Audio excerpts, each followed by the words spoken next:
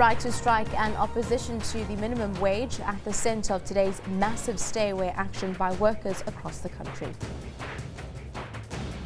From one national strike to another, more efforts are being made to end the bus strike ahead of the long weekend.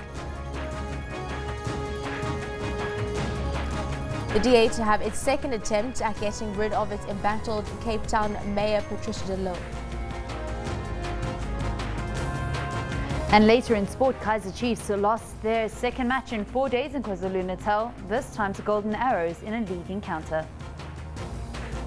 Very good morning to you. Welcome to Newsroom. I'm Shante Yankee. Thank you very much for joining us this morning. We give you the updates on the bus strike as well as the Setau nationwide strike that is taking place today across the country. Also bringing the latest from the African continent. Valen Kirtley is standing by with all your sporting highlights. Very good morning to you, Valen. Wednesday, almost the weekend. Sporting highlights your side?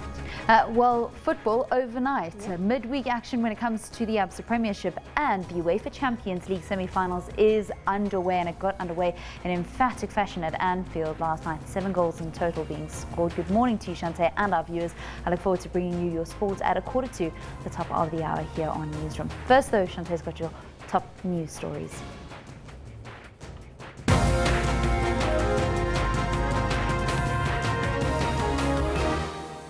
The lead story at the top of the hour. Labour Federation SAFTU says today's mass action across the country is a call on government to bridge the gap between poverty-stricken workers and industry executives. The SAFTU will embark on a national shutdown in opposition to the proposed minimum wage and amendments to the labour law. It says it will stop at nothing to ensure that workers' demands are met. SABC News spoke to SAFTU General Secretary Zwelinzi Mavavi. Well, we aim to have much more numbers of workers participating in the strike action than our membership. It's going to go way beyond, and that's why we're no longer just calling this a SAFTU strike. This is a workers' demonstration against poverty, pay, inequalities, status quo. This is the workers' strike against an attempt to take away their only instrument that makes them to give a meaning to collective bargaining. This is a strike against an attempt to reduce collective bargaining into collective begging. So it will go way beyond the narrow members of SAFTU. There are many unions who are not part of SAFTU. We have come forward, issued public statements to say on this issue, they will be supporting the strike, and we welcome that. The number of other political parties who have come through, including the EFF and the UTM and others, who are saying we don't agree with an entrenchment of poverty in South Africa. We don't want inequalities to be legitimized through the national minimum wage bill, and we want a living wage for workers. We want a decent life for all workers of South Africa. And if one looks at the nitty-gritties, of course, of what is contained in these bills that you are opposed to, let's just talk about the secret ballot, for example. One would be of the view that it is sort of a much more safer way to protect workers from intimidation during strikes. By who?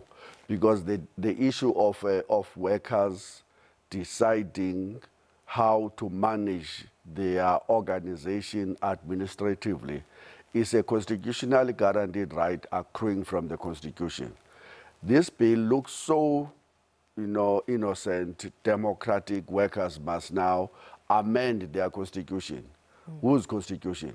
Who have a right to instruct workers to amend or not to amend the Constitution except the members of that association? This bill now seeks to give an employer a right to instruct the unions to amend their Constitution. That's frankly unconstitutional. That's the first step.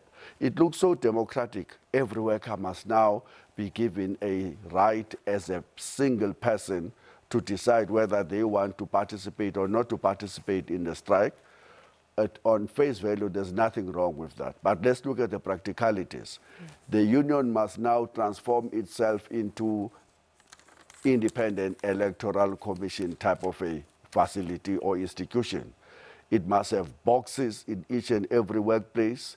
It must allow individual workers to go and vote, and they must exercise that power in absolute secrecy.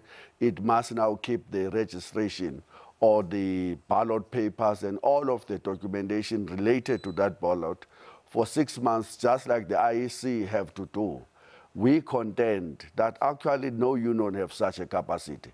This is a sure way of ensuring that workers are unable to exercise their right to strike in the future. So that's the biggest concern we are registering. Others who have signed this thing usually do not have to exercise that right to strike. They've never struck, some of them. For their entire lives, they are happy to just sign that away. But the workers who understand that there is a class battle in each and every workplace and that they must rely on their strike weapon as the very last resort in case that the negotiations do not produce the results, know how important that instrument to go on a strike is in order to have some form of a collective bargaining. All right, let's just, I know there's so much to talk about, but let's just talk about the minimum wage itself. Of course, you're opposed to this 20 rand an hour, which sort of translates to 3,500 rand a month. If you are lucky enough. According to you, what is the accepted minimum wage? A minimum wage will be anything that will give workers a meaning of the slogan, a better life for all, or even this hot air slogan that have been shouted since 2012, radical economic transformation in the second phase. The University of Cape Town issued a study way back in 2014 already, saying that a worker requires at least 5,400 rands just to keep his head above the water. That's not decent life. Well, the Johannesburg Metro Police Department has cautioned residents and motorists to avoid the CBD area today between 10 and around 2 p.m. Well, this is to avoid disruption to the SAFTU's march. For the latest in the Johannesburg city centre, we have SABC's Mangoba Mqunu. He is also going to be giving us an update on the bus strike. A very good morning to Mangoba. What's the latest your end? Well, certainly, Shante, I'm here at the Bara City Taxi rank, of course, a rank that we've been coming to you over the past few days as that bus strike began last week, Wednesday. Of course, you remember that over the last few days there's been long, snaky queues here at Bara Taxi rank as those commuters made their way here to try and get to their employment places on time. But of course, today, Shante, being the day of the National Stay Away by SAFTU, it's quite a different scene that we're seeing. In fact, I'll go on and say it's a far cry from the scene that we've been seeing here for the past week or so, where we've seen hundreds of people gathering here and forming those long snaking queues, trying to get to work on time. But of course today we only saw the queues lasting about 15 minutes, really speaking to that impact of that stay away by SAFTU. Clearly some of the people here in Soweto have heeded that call, and that is why most of them have not turned up to come and use those taxis today. And I've been speaking to some of them today, some of those who made their way to work this morning, saying to me that of course they were not aware that the strike was going to happen, and that they were a bit skeptical because they were not sure whether all the unions will be accommodated and whether they will be protected by this particular strike. But I'm just going to speak now to the taxi, one of the taxi bosses here at Bara City, who is Begim Chali, who is the vice chairman here at the Bara City Taxi Association. Babu Pegi, obviously we've been telling us about the impact. It's not the normal busy scenes that we see here at Bara today. Is the strike having an effect on your operations today? Yes, really, it's affecting ngoba abantu abakhona ngokuvuka kakhulu namhlanje abekho kakhulu. Yes, ezamabhasi engekho ayakho imoto zakhona ukusheshsha ziyele sheshe ibuye abantu abaningi kakhulu.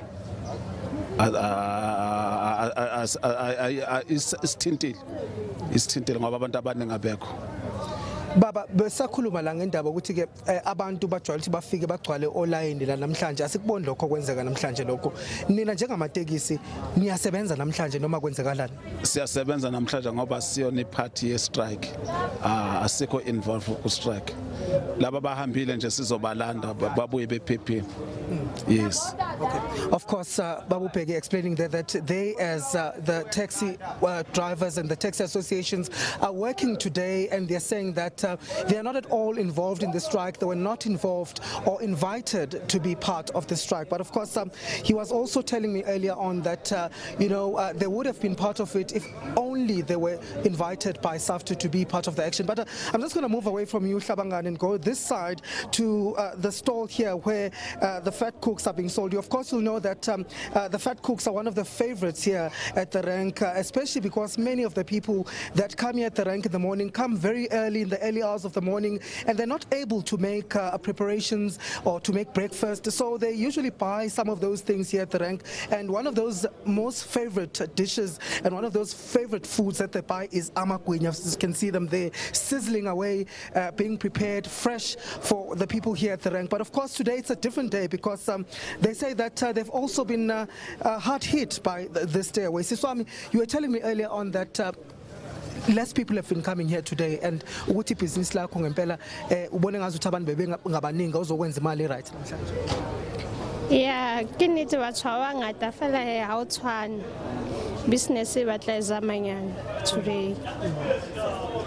So ngokwakho, usually from what you see, and certainly for the past few days, bona abantu begcwelela sinjani isimo? How can you describe the situation today? Abatho ba tletse ho ba right, business e tsamaya hantle, re kgona hore re sebetse hantle, re patalwe, re be le tjhelete le monga rona thole something. So do you think that this national strike is affecting you when personally? Is it affecting Pakistan namhlanje? Today nje tlo affectang ke taba ya strike sa dibese. Batho ba feel gore business a tsamaye the way. Re tlo tsamaya ka teng every day. Okay. Thank you, Susam. Let us hold it there. Of course, explaining to us that today is different. It's not the usual day. She's not seeing profits as she usually does, saying that, of course, this national strike has had an impact on her business, saying that she's seen fewer customers coming to her stall this morning to come and buy those fat cooks this morning. But, of course, we do know that most of the people here are seemingly responding positively to that call, staying away. We've certainly seen some of the shops here in the area walking around the mall that is around Bara City. Some of the retailers, the major big retailers, are also closed today in response to that strike. But of course, we will be keeping you abreast with what's happening with regards to the strike countrywide. And now my colleague Ayanda Mhlongo is standing by in Durban to give us an update of what's happening there. Okay, sure. All right. Well, a very good morning to you. Thank you very much to my colleague there, Manqoba Mkhono. We're coming to you live from the King Dinu Zulu Park here in Durban, where members of SAFTU have started making their way here to this will be the gathering point for the over 3,000 members of SAFTU in the province of KwaZulu-Natal that are expected to be part of today's National Day of Action by the Union Federation. The march is supposed to start from here from about 10 o'clock this morning, and the members of the Union Federation will be making their way from across the province of KwaZulu-Natal. Of course, SAFTU has also extended an invitation, an appeal to ordinary members of the public to also participate and be part of today's Day of Action. They've also asked students, they've also asked various other industries, and in KwaZulu-Natal we know that they also had made a request to the taxi industry, amongst others, to also down tools today and be part of today's Day of Action. They had promised that they were going to bring the cities to a standstill, but making our way here this morning, it seems to be in the city of Durban, business as usual. A number of people are going to work as per normal. The taxis as well as the buses here in Durban are continuing to operate as normal. But they have said that despite the fact that those sectors or certain groupings of society that they had made an appeal to, including Cosatu, and they've appealed even to members of Cosatu to come today and be part of today's mass action. But they have said that nevertheless that they are expecting around 3,000 people or members of SAFTU, including ordinary members of the public, to join here today and be part of today's march. They'll be making their way here from King Dinuzulu Park, where we are here now, down Durban's main street, which is West Street, where they will be handing over a memorandum to a government as well as business at the City Hall. Of course, amongst the grievances that SAFTU is will be handing over in that memorandum would be amendments to labor laws. Of course, they're also not happy with the 20 Rand minimum wage, which they have said is an insult to workers. And of course, they're also saying that they want recognition on the NEDLAC forum. They have said, accused the other union federations of not fighting or advancing the cause of workers. And here today they say they are standing united, supporting and fighting for workers. Aside from the three main concerns by SAFTU is that they're also raising issues of safety and better conditions for workers across various sectors.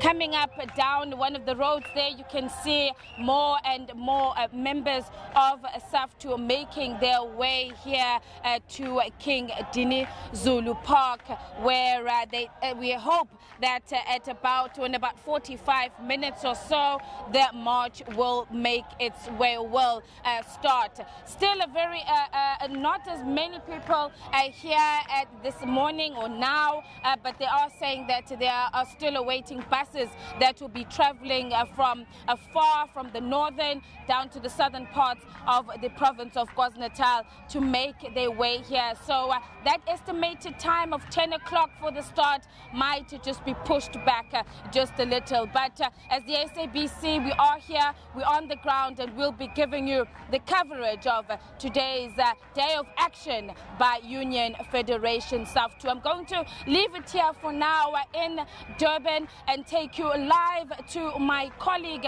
Griselda Lewis in Johannesburg. Griselda, good morning to you.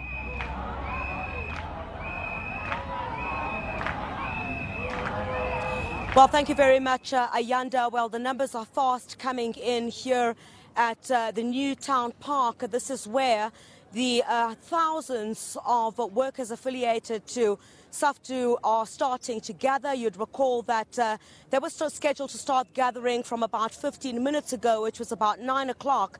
And now we see that most of them, or some of them rather, are starting to come in wearing the various T-shirts. Well, a little bit earlier on this morning, we managed to take a drive around Johannesburg to gauge whether there has been an impact and whether the workers and ordinary Johannesburgers in this part of the country have heeded the call by SAFTU not to go to work. And, you know, in comparison to what we usually see in Johannesburg round about this time, where there's the hustle and bustle and the center of the economy, it was very quiet around Johannesburg this morning. And speaking to some of my colleagues in some of the other parts of the country, certainly the sentiment seems to be shared there. But many of these workers have come here today to say they want to send a clear message to government that the 20 Rand per hour proposed wage is simply not going to fly. They say that it's a slap in the face of the working class in South Africa, and that's why they say they're prepared today to march through the streets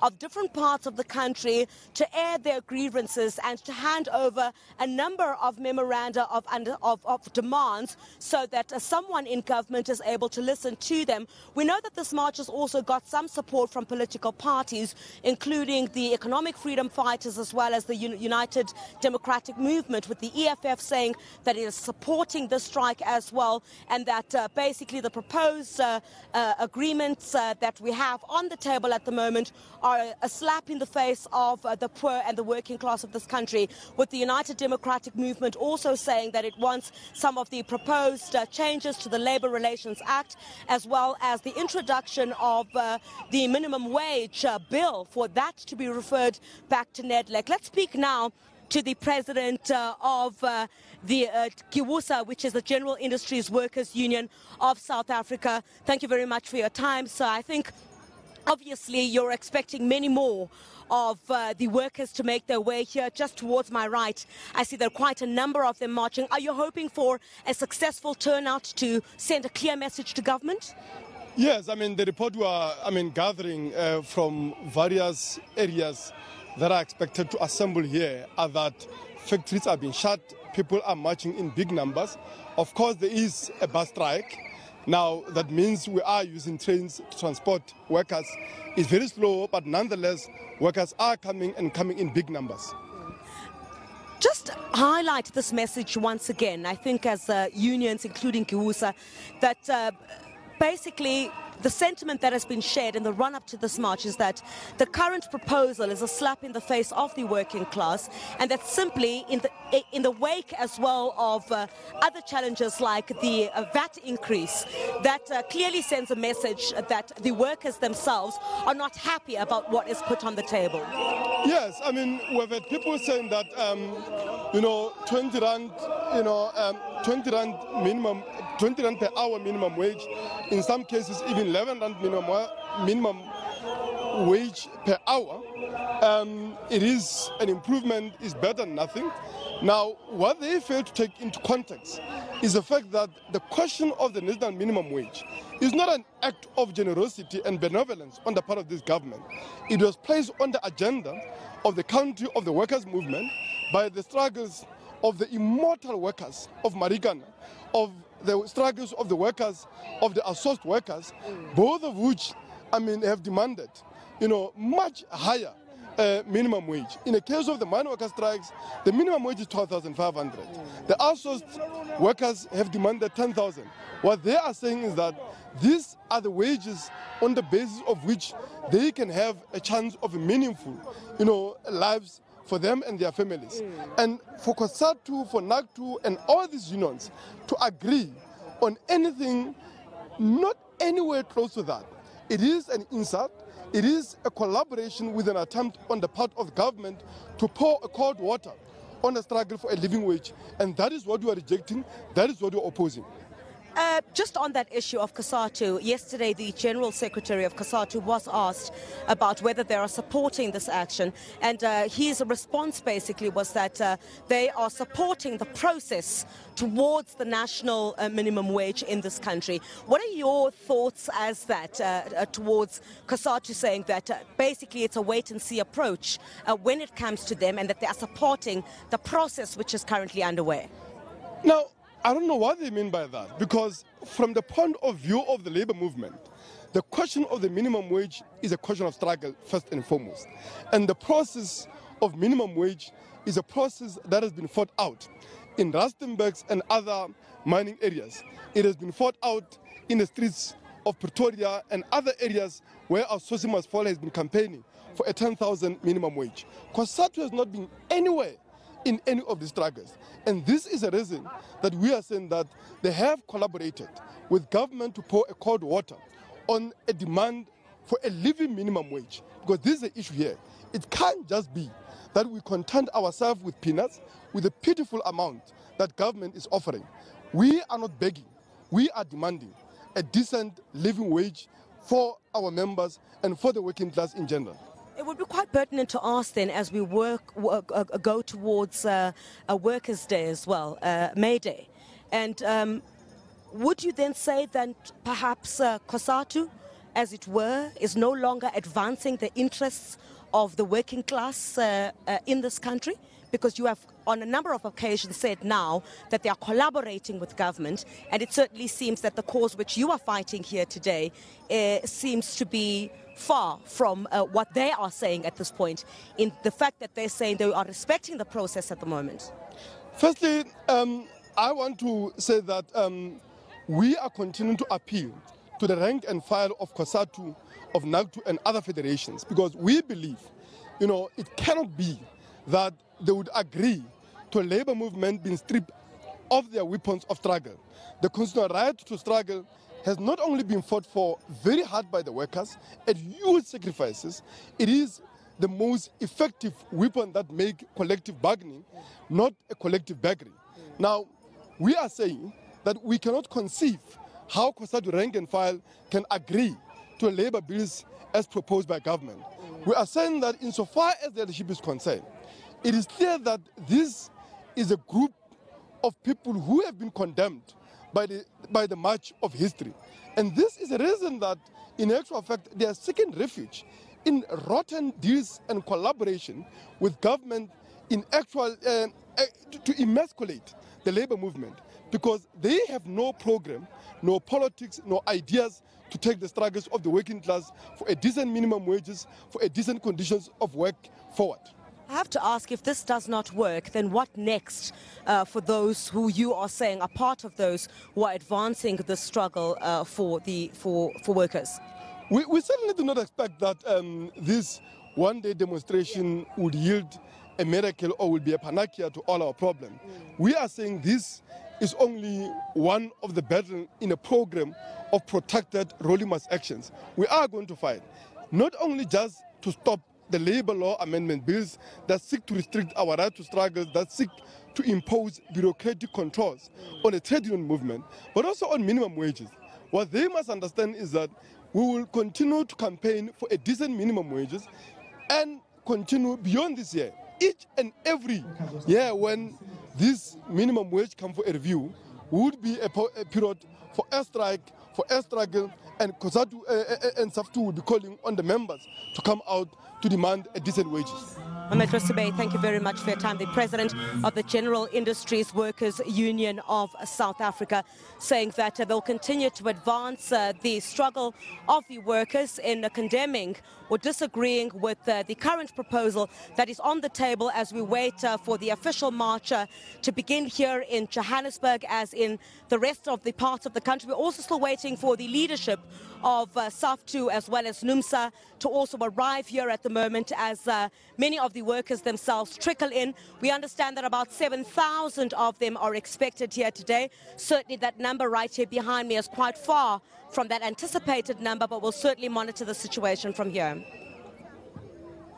Thank you very much, Griselda Lewis from Johannesburg, Ayana Mhlongo from Durban, as well as Mangoba Mkunu from Johannesburg CBD, giving us updates with regards to how South Africa will be affected this morning due to that SAFTU workers' strike. Well, the biggest labour federation in the country, Cosatu, will not be part of that strike today by the rival federation SAFTU. To talk about the minimum wage and the amendments to the labour law, we are now joined by its General Secretary, Becky Jali. Very good morning, G. Thank you very much for joining us this morning. Good morning. Essentially, how did government arrive at the minimum wage of 20 Rand an hour? This was a combination of intensive negotiation between the social partners, business, community, organized labor, in deciding in terms of what is possible in relation to those issues. Cosatu initially tabled a demand of 4,500 Rand per month, informed by what was given by some university for a family of 5.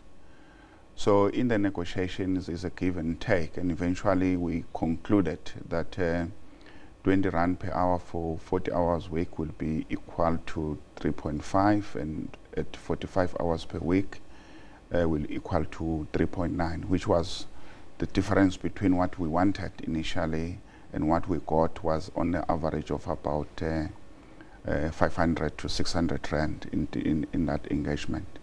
Our main concern, of course, was our main objective was to the introduction of a national minimum wage, which we understood that if that is effective, about over 6 million workers will benefit, which currently are not negotiated by any of the trade unions. There are those people who are really negotiated by all trade unions in South Africa. We're talking about the domestic workers, the farm workers, the hospitalities. So these are the vulnerable workers which are currently either covered by the sectoral determination for the mere reasons that we as trade unions, we seem not to show interest to those workers. So that's how we arrived to those issues. We then said we needed to be doing some kind of, allow it to go for the two years, to go back to the negotiating table and be able to negotiate to what is the real target that we want to achieve.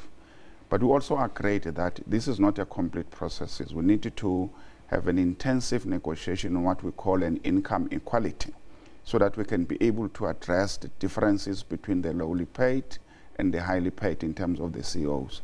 But we also said it needed to be discussed at the same time with comprehensive social security. For an example, if we all agreed that for any family to live, you need 6,000 rand, but there's a company or a household employing a domestic workers, you can only afford, and you can prove that you can only afford to pay 4,000.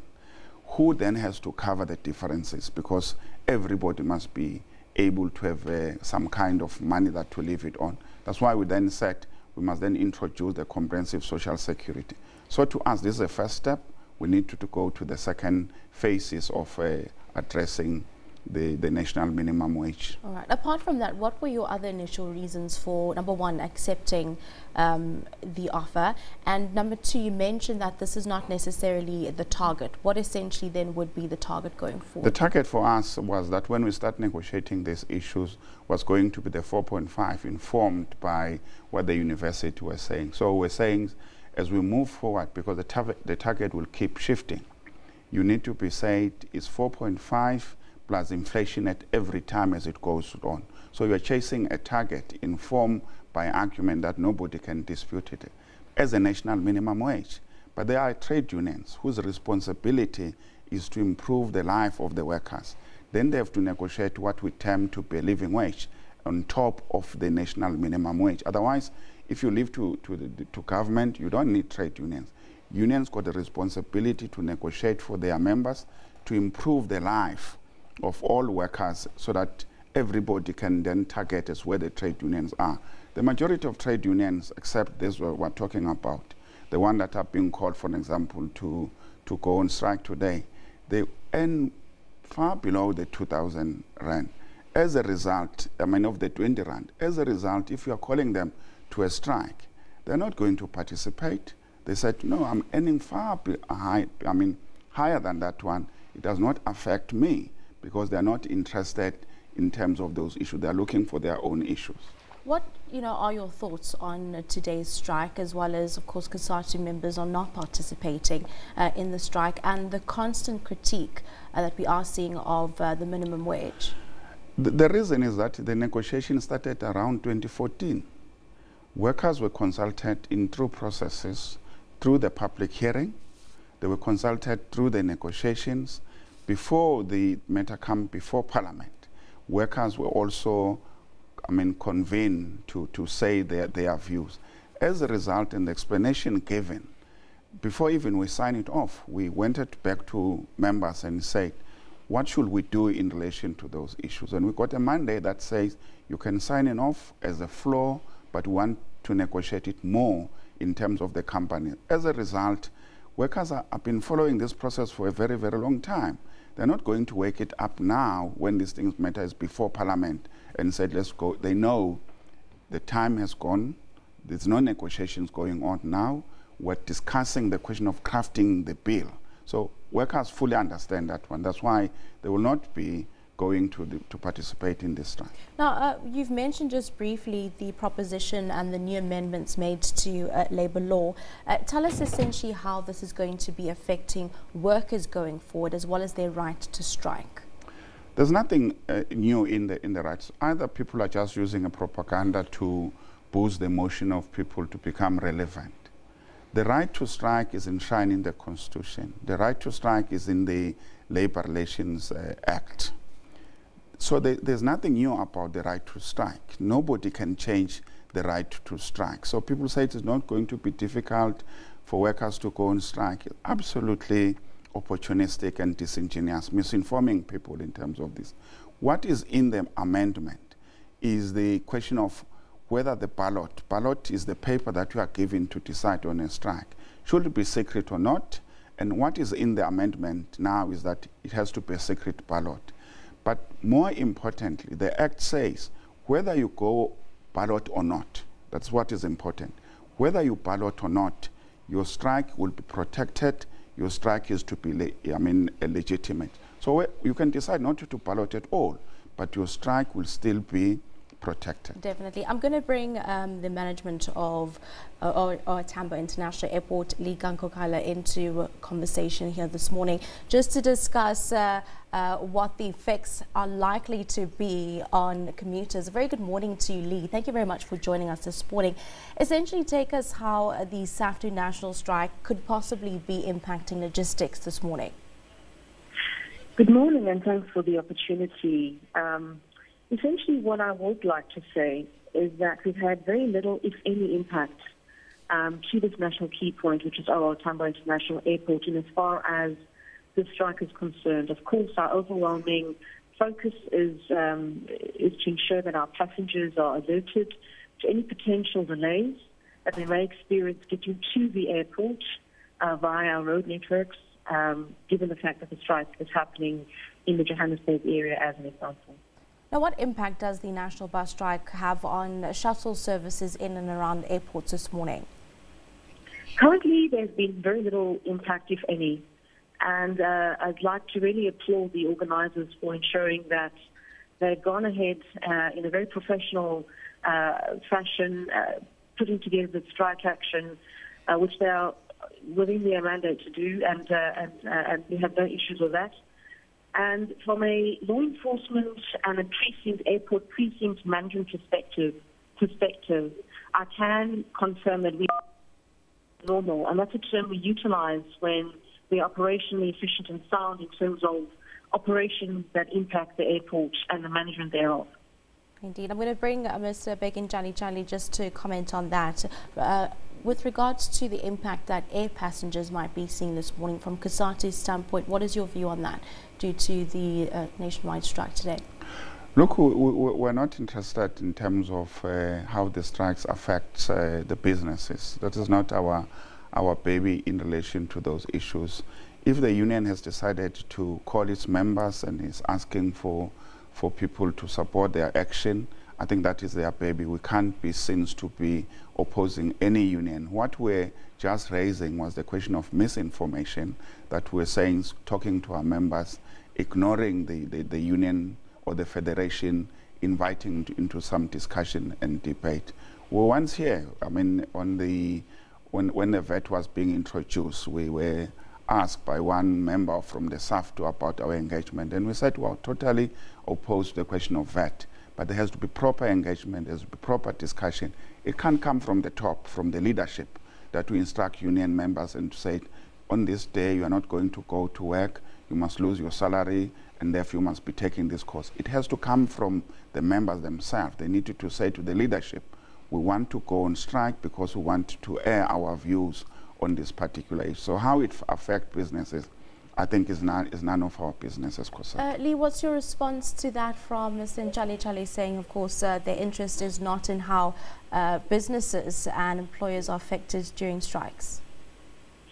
Look, I can't really comment on that, unless I'm not mandated to speak to that issue. I'm mandated to speak about the impact of the potential strike on this national key point, and that's where I'd like to leave it.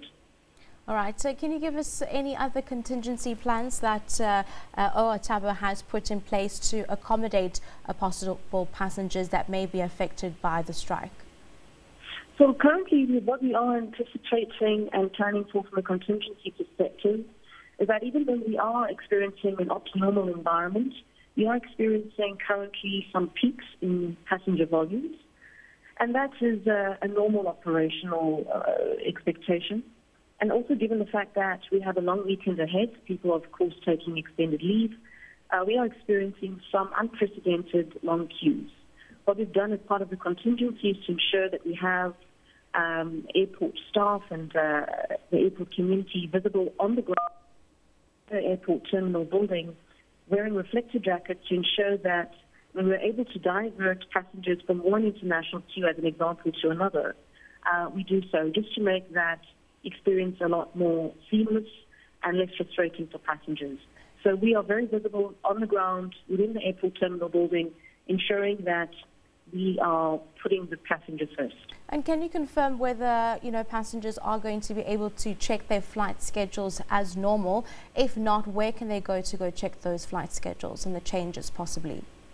Well, thanks for that. We'd like to encourage passengers to ensure that they contact their call centres, check the various websites of the various airlines, they've got their air tickets on, because currently as things stand, we are experiencing no airline delays or cancellations.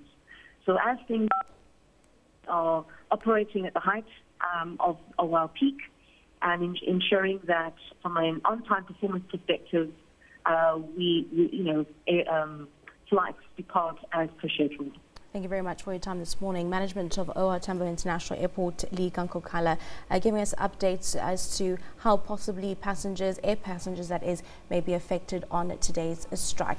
Let's talk May Day, Ms. Njani. Of course, it is coming up next week. Any discussions, deliberations or celebrations from Cosatu's end? The preparations for our May Day is on course. We have about 13 rallies, marches that will precede the rallies in all the provinces. We got our National May Day, which is our main day in the Nelson Mandela Metro, to be addressed by the President of Cosatu, the President of the ANC, the General Secretary of the party, and the President of SANCO. We were there yesterday, mobilizing, and the mood is really encouraging that people will feel that Isaac Wolfson Stadium in Wazakele. So we were excited that preparations are going on. Members are showing interest. We'll appeal to the unions to provide to those who want to go there with transport, because one of the difficult things that make people not to attend May Day celebration is a transport. We're aware, of course, it's a long weekend. Friday is a holiday, and probably other companies may take a day off on Monday to make it a smooth kind of resting period. But workers have never disappointed us when we're coming to May Day, because it's the question where they network, where they are able to discuss, where they're going to get a report in terms of what achievement they've made, but equally to address what are the issues that they need to address moving forward. So the issues of labor brokers, the issues of the e-tolls, the issues of the strikes that are going on here. We know there's the bus strike that is going on. We are aware that there is a huge strike in the Northwest in the health sectors in dealing with those issues. We're aware that the wage negotiation in the public sectors at a very sensitive age. We hope by then that when we come to report on the May Day, there will be some progress that needed to be given to the workers. Just before we wrap it up, very briefly, speaking to Patrick Craven, spokesperson of SAFTU yesterday, he mentioned, of course, the issue of minimum wage being 12,500 Rand, the bus strike, where the minimum wage there that's being proposed or being demanded by some of the unions is more or less around 8,000 Rand. You then mentioned, you were looking at the wage negotiations from your end and looking at the different sectors that they fall under. In case example, you mentioned being a domestic worker, one would not necessarily be able to pay a domestic worker 6,000 Rand or 8,000 Rand. What then is your initial view of this 12,500 Rand that is now being posed as a minimum wage? Look, I think in terms of them coming back with these issues, this demand of 12.5 was proposed by AMCO, I think 4 years or 5 years, I think around 2012. opportunistically, I think they're taking the same issues seems to be arguing in the same pie as AMC at that time. But what AMC was proposing in 2012 will never be 12,500 now. But I think the question of trying to bring the same minds together in dealing with those issues. Our issue is that workers must fight for a living wage. And there's no determination what is a living wage, because you have to look in terms of what are the affordability of the countries, of the companies. If the company is making millions and millions of rand, why workers would be asking for less? They must be able to get a fair share of their. So it should be in proportion to what? That's why I want now to discuss the issues that we need to look at least 40% of what the top management is earning. So you need to look to the question of what is the wage gap between the lowly paid and the highly paid. But be able to quantify. You can't just thumb suck. You need to be knowing that people at the lower level might be more in comparison to those issues. But they have to cap the question of what is given to the executive. They can't be getting salaries, and they can't be also on top of the salaries that they get to be getting some bonuses that are counted in millions, when their members and their workers, who are really the backbone of the companies, are earning peanuts. Thank you very much for your time this morning. Cosatu General Secretary Begin Chali just talking to us about the SAFTU strike that is taking place today, as well as Cosatu's stance on the minimum wage and law amendments to the labour. Well, moving on and having a look at some other stories. Schooling and train services will not be affected by today's national stay away, but it will coincide with the national bus strike, which is entering its 8th day today. Well, talks deadlocked again last night, and Labour Minister Mildred Oliphant will continue negotiating with unions today. The workers want a 9.5% salary increase in the first year and 9% in the second year, while employers are only offering 7%. Well, the DA caucus in the city of Cape Town will today vote on whether to fire its embattled mayor, Patricia de Lille, or not. The caucus is expected to consider yet another motion of no confidence in de Lille, involved by a new recall clause. The recall clause that was adopted at the DA's recent Congress allows the party to fire members from their positions or terminate the membership of an offending member. De Lille earlier survived a motion of no confidence by a single vote. A DA caucus deputy leader, JP Smith, says they expect the motion to pass. Of course, Valen Kirtley is standing by with all your sporting highlights.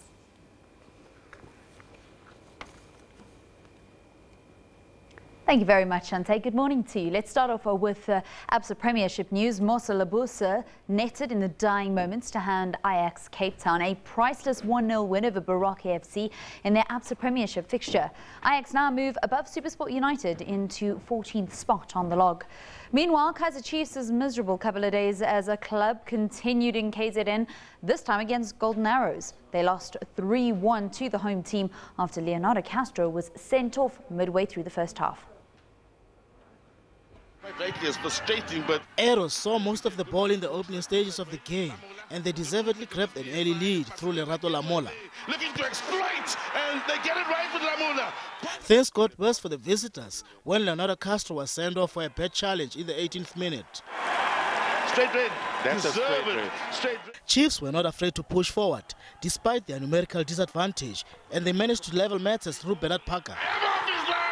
Chiefs with their best moments. Get that equalizer. It took only 3 minutes for Lamola to restore Arrows' lead in the second half. They're running this, and they get back. They scored early. In the first half, they scored early. In the second is the same old assassin, Lamola. The last clear chance of the game fell for Ndwandwe, who sealed Arrows' 3-1 win over Chiefs from close range after breaking through on goal in stoppage time. Off of the inside of the post and in for a man who gets his first ever.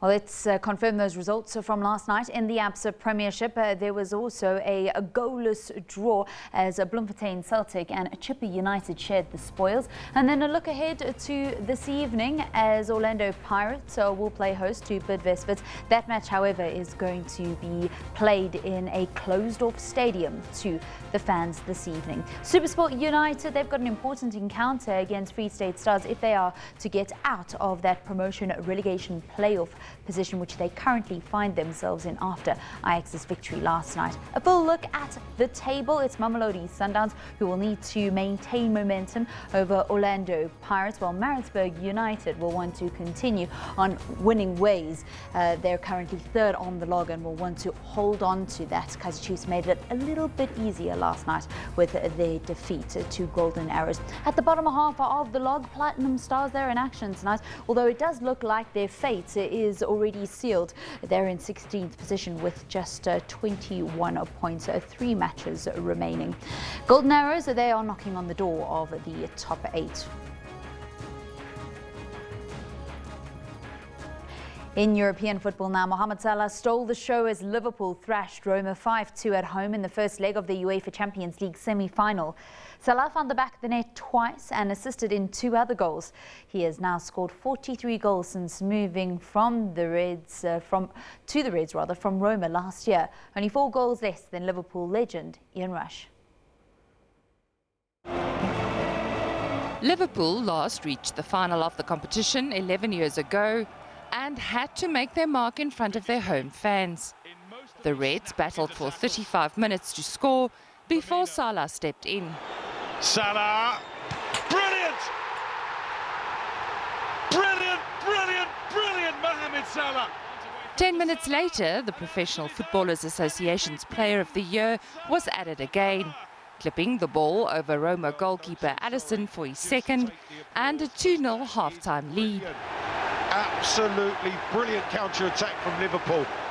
10 minutes into the second half, the Egyptian magician struck again. He passed the ball to Sadio Mane, who made it 3-0. Salah then did the same to help Roberto Firmino to their 4th goal. Firmino scored his second of the match in the 68th minute, and Liverpool became only the 2nd team to score 5 goals in a Champions League semi-final. But manager Jurgen Klopp then took Salah off and Roma struck back. They scored twice in the last 15 minutes, much to the relief of the Italians. They believe again. We prepared these passes in behind, we made these runs in behind. They are difficult to defend with our speed. So it was not 1 second easy. It was a lot of work to do to come in these positions, and the boys did the work. That's all. There is, however, concern about the knee injury of midfielder Alex Oxlade-Chamberlain. Klopp admitted that the injury seems very serious. I see in your faces, maybe you're a little bit surprised why I'm not flying mood-wise. So it's just, we lost a fantastic player tonight, and that's not good news. So I'm not really in the mood to talk about specific fantastic things. Liverpool will face Roma for the return leg in Italy next Wednesday, while Bayern Munich host Real Madrid in the other first leg semi-final this evening. Liesel Sankel, SABC News. The semi-finals of the UEFA Champions League continue this evening as Bayern play host to Real Madrid. Jupp Heynckes says that Real Madrid should worry about Robert Lewandowski just as much as Bayern Munich will be focused on stopping Cristiano Ronaldo. In rugby news, South Africa's record try scorer Bryan Habana announced yesterday he was hanging up his boots after a glittering career at the end of his French top 14 club Toulon's season after spending 4 seasons in that league. In an emotional post on Instagram, the veteran wing, who turns 35 in June, said, "The inevitable moment has come knocking on my door and I've welcomed it in for a drink." Knee injury victim Habana last played for Toulon in April 2017. With 124 Springbok caps, he is second in the all-time list, only to Victor Matfield, but holds his country's record of 67 test tries, the first coming against England at Twickenham in November 2004. He played a critical role in South Africa's 2007 World Cup triumph, scoring a record equaling 8 tries. But his Springbok career ended on a low note in Florence in November 2016 with a historic 2018 loss to Italy. He equalled the late New Zealand great Jonah Lomu's 15-try World Cup haul in 2015 and was named World Player of the Year in 2007 and South Africa Player of the Year on 3 different occasions.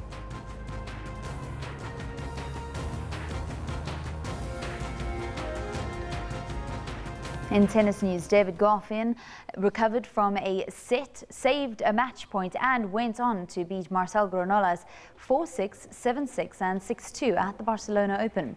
The Belgian was on the point of going out at 4-6, 1-5 down in the second round to Barcelona-born Granollers star before staging a fine comeback. Goffin will meet either Argentino's Leonardo Meyer or 16th seed Karen Khachanov in the third round. Meanwhile, Monte Carlo Masters runner-up Ken Nishikori of Japan said he was looking forward to playing in Barcelona, where he was champion in 2014 and 2015, despite this year's strong field. Early IPL pace setters Sunrisers Hyderabad returned to winning ways with a 31-run victory over the Mumbai Indians at their home ground. The hosts won the toss and put the Sunrisers into bat. It paid off with 2 wickets in the first 2 overs. Shikhar Dhawan and Wriddhiman Saha returning to the pavilion for 5 and a duck respectively. Captain Kane Williamson top scored for his team with 29, but they were eventually all out in 18.4 overs for 118 runs. The hosts were unable to get going themselves and were bowled out for 87. Sunrisers bowler Rashid Khan was named man of the match for his 2 wickets, those of Krunak Pandya and Kieron Pollard. Well taken, very well taken. 22 runs, a couple of wickets.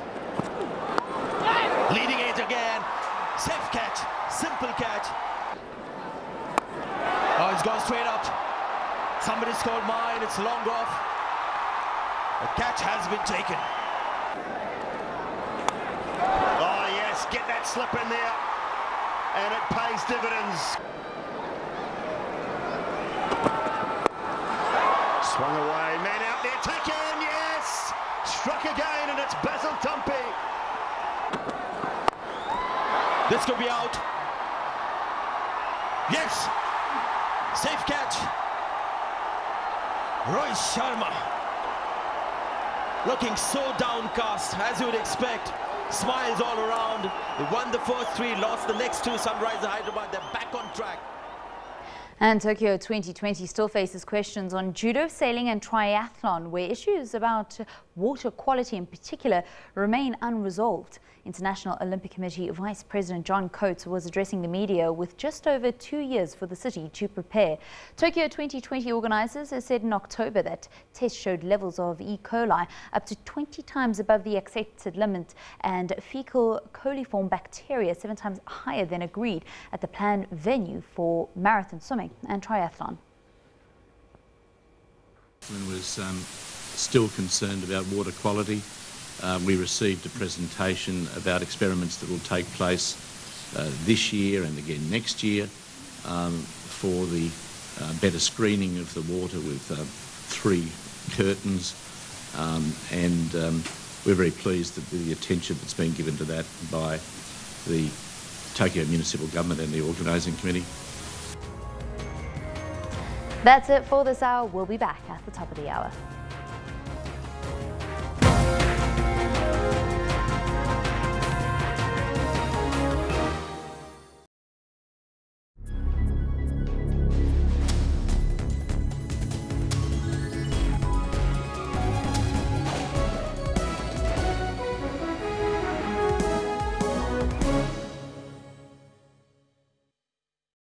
Our stories. How do I begin? Our lives. When all seems to fail, we will raise our voices a bit louder for our justice. Well, I went into absolute shock. My whole body was shaky. I couldn't hold a phone, but there he was. I couldn't believe the nonchalant that they were still in the area 2 weeks later. And in times when the justice system is not able to help us with our individual battles. I'm willing to do anything. What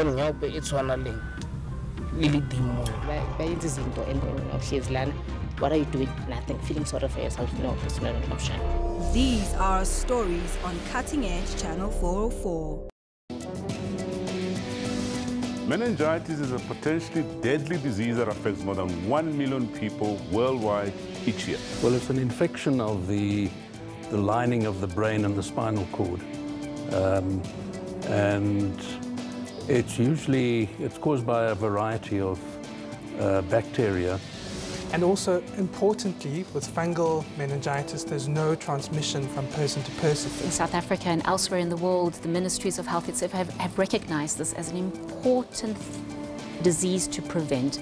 And vaccines have been introduced into immunization, routine immunization programs. It's really important to prevent, and the best way to prevent is to have people know their HIV status, start antiretroviral treatment as soon as possible. For all your health news, join Health Talk every Saturday from 9 to 10.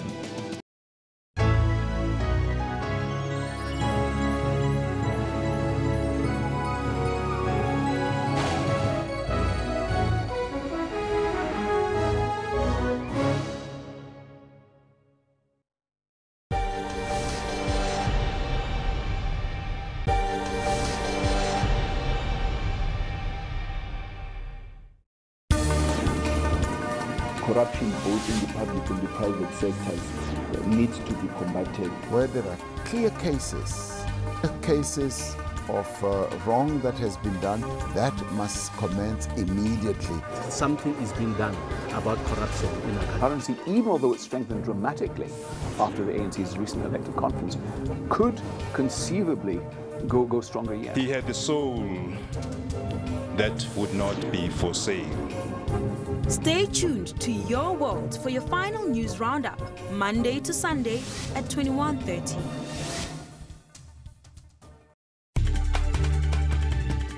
Shervin Brixby's SABC News, New York. Paul Barber, SABC News, London. Tebo Mokobo, SABC Ufa go tswa mo Russia. Neha Punia, SABC News, Saharanpur in Uttar Pradesh in India. Other than that, I've enjoyed every single moment of it.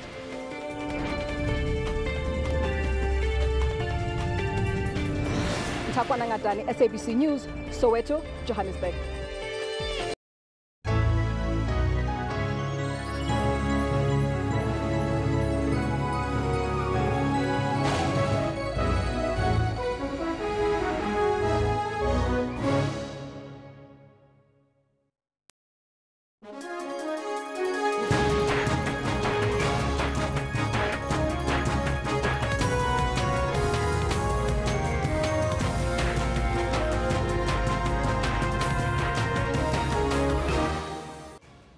The right to strike in opposition to the minimum wage at the centre of today's massive stay-away action by workers across the country. Well, from one national stay-away to another strike, more efforts are being made to end the bus strike ahead of the long weekend. The DA to have its second attempt at getting rid of its embattled Cape Town Mayor Patricia de Lille.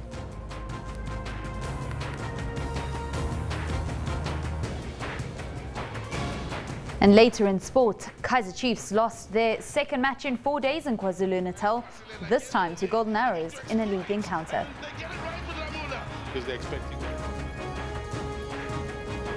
Welcome to Newsroom. I'm Shante Yankees. Thank you very much for joining us this morning. We keep you up to date with the national stay-away that is taking place through parts of the country, as well as monitoring the bus strike situation.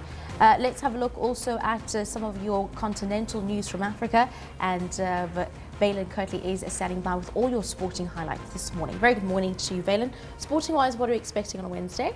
Thank you very much, Shante. Good morning to you. Good morning to our viewers. I look forward to bringing you a full look at what has been happening in your sports world at 1:45 the hour here on Newsroom. First, though, back to Shante and your top story for today.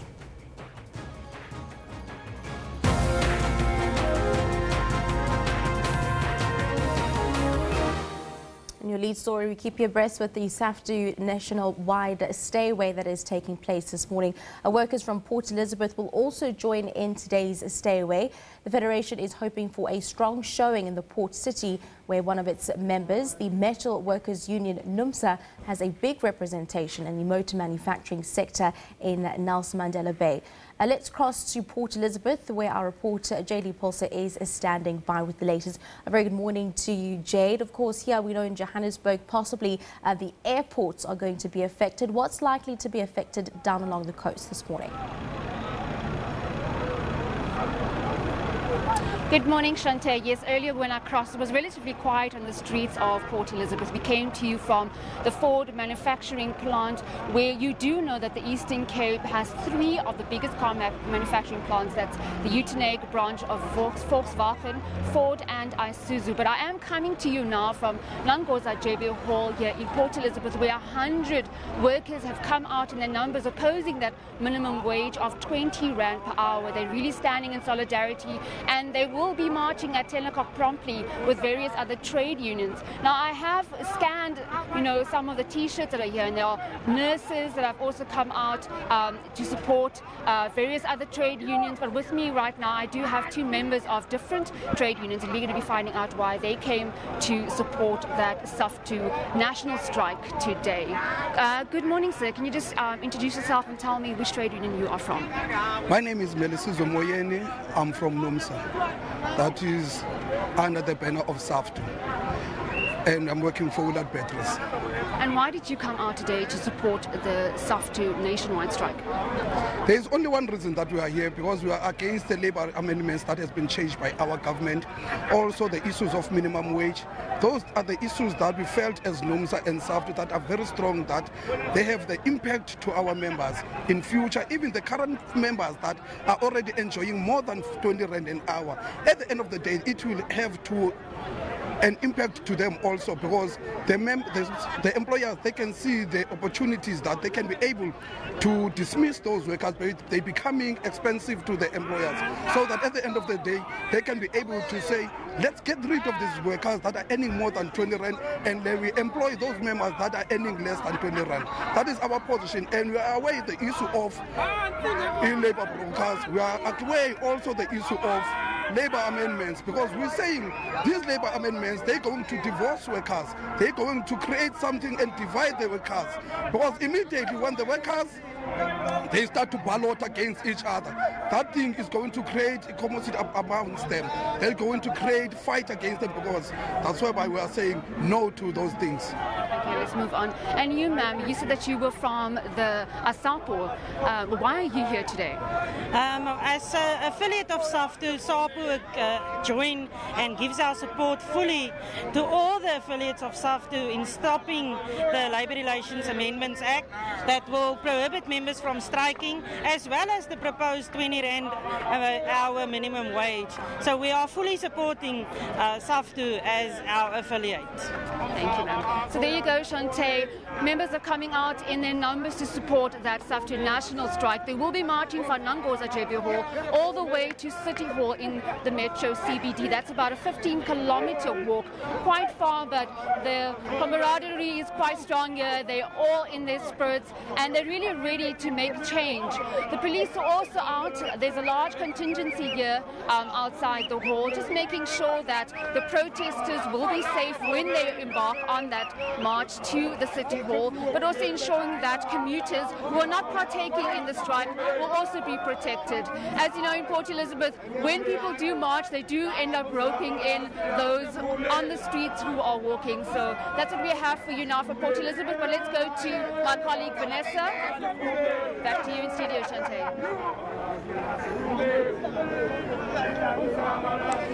Yes, good morning to you from Kaizersgracht here at Cape Town, which is of course the meeting taking place for most protest marches happening in and around Cape Town. And now today, I can tell you that quite a few hundred workers affiliated to SAFTU have heeded the call by the national leadership to participate in this nationwide strike. What will happen later on this morning when this march gets underway is the first stop will be the city of Cape Town Civic Centre, after which the march will then proceed to Parliament. And of course, workers here are saying that they do support the national leadership in their call for a 12,500 rand minimum wage instead of the proposed 20 rand per hour minimum wage.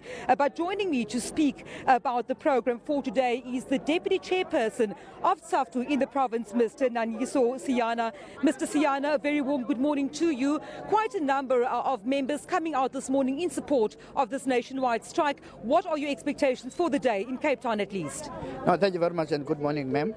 We are expecting thousands of workers to come and join the march, and workers are on their way. I'm just from Blackheath now station, where workers were taking a train. There are workers coming from Strand, Somerset, Paarl, Atlantis, coming to this march. So it will be thousands of workers. In fact, even now, we have, I can count and think that we are already more than 1,000 workers that are here gathered this morning. We will be moving here to the city, and from the city, as you have just said, we'll move to Parliament. I think I've covered your question.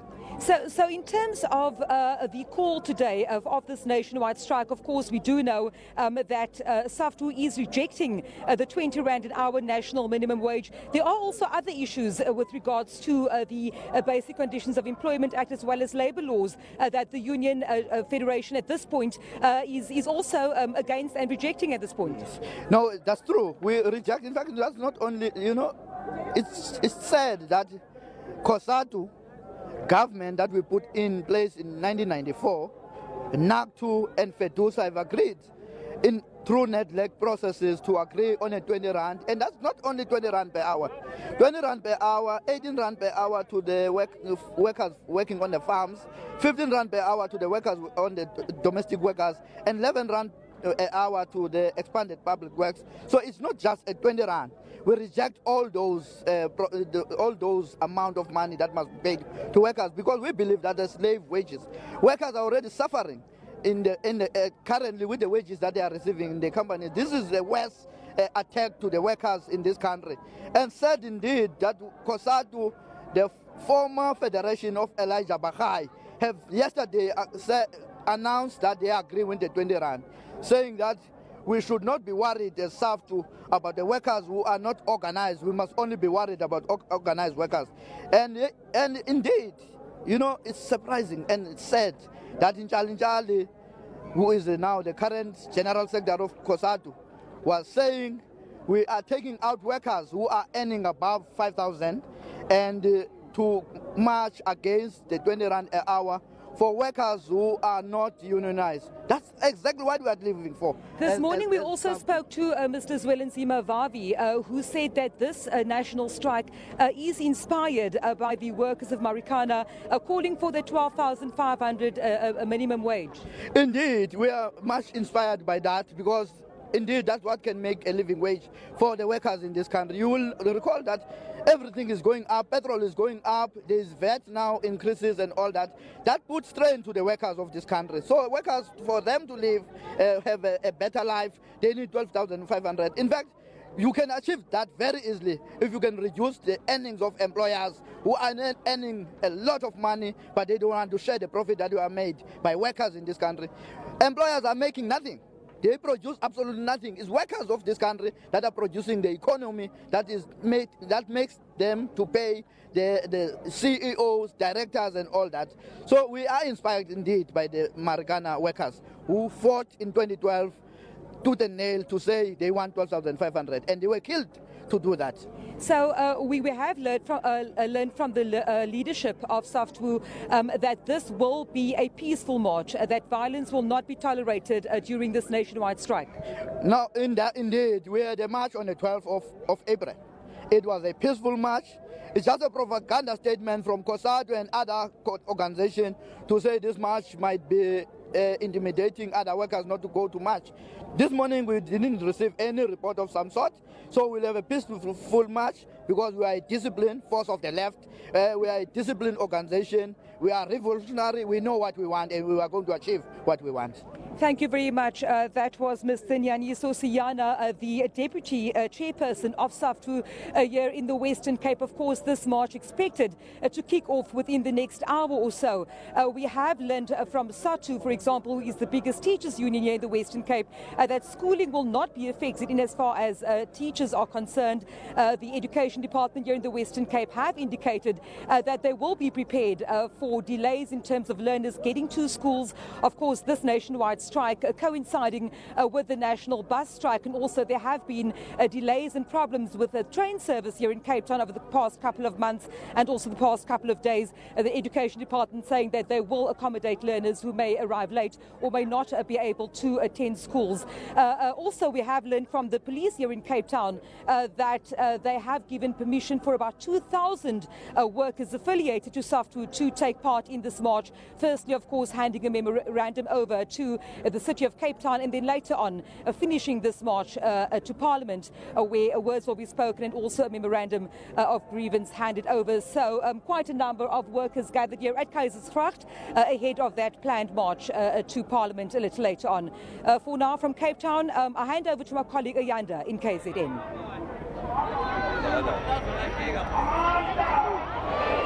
Vanessa, thank you very much. Welcome to Durban. A very good morning to our viewers coming to you live from King Dinizulu Park in the Durban CBD, where members of SAFTU from across the province of KwaZulu-Natal are gathering here this morning. This is the meeting point for those that are participating in today's day of action. So far, a lot more have started to arrive.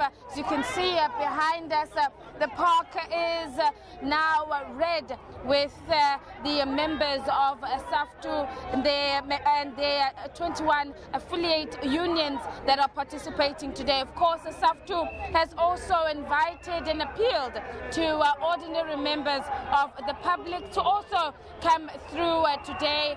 Those who want to fight for the workers of South Africa, those who are concerned about the working conditions for workers in South Africa, that they all come out here today and they join together for this very important day when they are sending a message to government, they are sending a message to a business that they want better wages for workers. They want safety to ensure that companies ensure that there's adequate safety for workers and just general basic conditions that they are improved of workers in South Africa. And joining me now just to discuss a little bit more above the grievances and the demands that SAFTU is making in today's day of mass action, I'm joined by Mbuso Gubane, who is the Secretary of NUMSA in KwaZulu-Natal.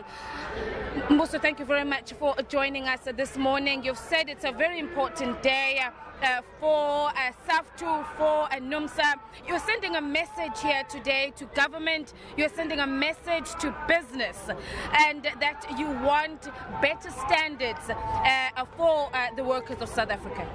Oh yes, indeed. We are here today watching a fight against the neoliberal agenda that is unleashed by the government led by the ANC and the President Cyril Ramaphosa. We are fighting against the employers also, who think that they can connive with the government of the day to continue ensuring that there is what we call cheap labor in this country. But also we were very resolute that we reject the introduction of the minimum wage, which is said to be at 20 rand per hour, 18 rand per hour, and 11 rand per hour.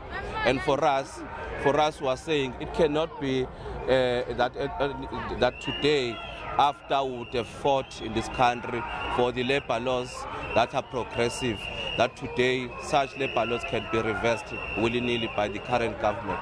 But also, we are clear to say those workers who were shot to death in Marikana, who demanded 12,500. That is the benchmark that we continue demanding. But also, we are saying we are against with the labor law amendments as they are being proposed or suggested by the government. Because for us, if we look at it, it's all about liquidating the existence of the labor movement in this country. For instance, if we were to make an example, that they're now saying that we'll have to ballot in order to check whether the majority of members, they do want to go on strike. We do have our own internal structures and processes that we process in order to arrive at that particular decision. But also, there are no workers who derive joy and excitement out of a strike. A strike is a last resort. It would have been prior to that, would have engaged in boardrooms negotiating months and months with the employers. And unfortunately, we are always confronted with the intransigent employers who do not want to ensure that workers get their share in the what we call social surplus value. They want to ensure that all the profits that are being generated by the same workers, they only enjoy themselves with the shareholders through the dividends. And we are saying, therefore, there is no union that has got capacity to actually process the balloting. For instance, if you look at the case of NUMSA, amongst other sectors where we are organizing petrol garages, and there are so many. And during the day, petrol attendants cannot give you attention that you want. And also, we do not have officials that can run around ensuring that people are balloting. So therefore, we're saying we're against that, and we're saying from today, ours is also about addressing the terrible crisis that continue to confront the country, the deepening levels of unemployment, poverty, and the level of inequalities. Therefore, we're saying 20 Rand is rejected by us. That is why we're marching today. Also, just very quickly, you're also saying that as SAFTU, you want a recognition in NEDLAC, you want to be part of that forum where you too can also continue to engage with government and business on matters pertaining to the economy and, most important, as you said, continue in the fight for workers. Look, NEDLAC, we want to get in there because that's where you find most of the social partners being represented in that forum. But we also want to radicalize that institution because we think that it is no longer serving the initial purpose. If you look at what they would have agreed upon together with the business communities that are represented there and with the federations of unions that are there, we do not believe that today they would have agreed that half of a loaf is better than nothing nowadays. I think it cannot continue that whenever we were fighting for our plight, we must be told that half a bread is better than. But we were saying, if others can have the entire loaf for themselves, why can't we have also the entire loaf for ourselves? And therefore, that is why we want to go there and make changes in the network. Mbuso Ngubane, thank you so much for your time this morning. That was Mbuso Ngubane, the KZN Regional Secretary of NUMSA. Of course, as now you see more and more buses arriving here. March is starting a little bit later than it was supposed to have. They had promised that it was going to move from here at 10 o'clock early this morning, making its way down the main street here in Durban, which is Pixley Gasem Street, formerly known as West Street. And at City Hall, they will be delivering a memorandum to the Department of Labour, a representative from the Department of Economic Development, as well as the Premier's office here in the province of KwaZulu-Natal. So we are going to be on the streets, we're on the ground throughout the day, throughout this march, and we'll be bringing you blow-to-blow coverage of this today, day of mass action by Union Federation SAFTU. I'm going to leave it here for now and take things back to studio. Thank you very much for that, Ayanda. SABC's Ayanda Mhlongo from Durban. While our own Pixie Siama Street is also seeing a hive of activity in Johannesburg at the Mary Fitzgerald Square in Newtown. So they are still awaiting for leadership of different unions affiliated to SAFTU to come and address them. We will be bringing you details as workers continue to gather there this morning. And these are just the live visuals that we are giving you. We do know that workers are demonstrating a stay away this morning against that proposed 20 Rand per hour that has been proposed by government. Speaking to the Secretary General of Cosatu this morning, Becky Chali, because he's agreeing with that 20 Rand proposal, saying that it is more or less sufficient, at least for now. However, SAFTU workers and Zwelizi Mavavi was very adamant in the days leading up to today's stay away that 20 Rand proposal is definitely not enough, and hence we see it now this Wednesday morning, a national stay away this morning. Speaking in Johannesburg to the manager of OR Tambo, also giving a prelude and warning air passengers to please travel in due time with the possible delays that could be affected or seen.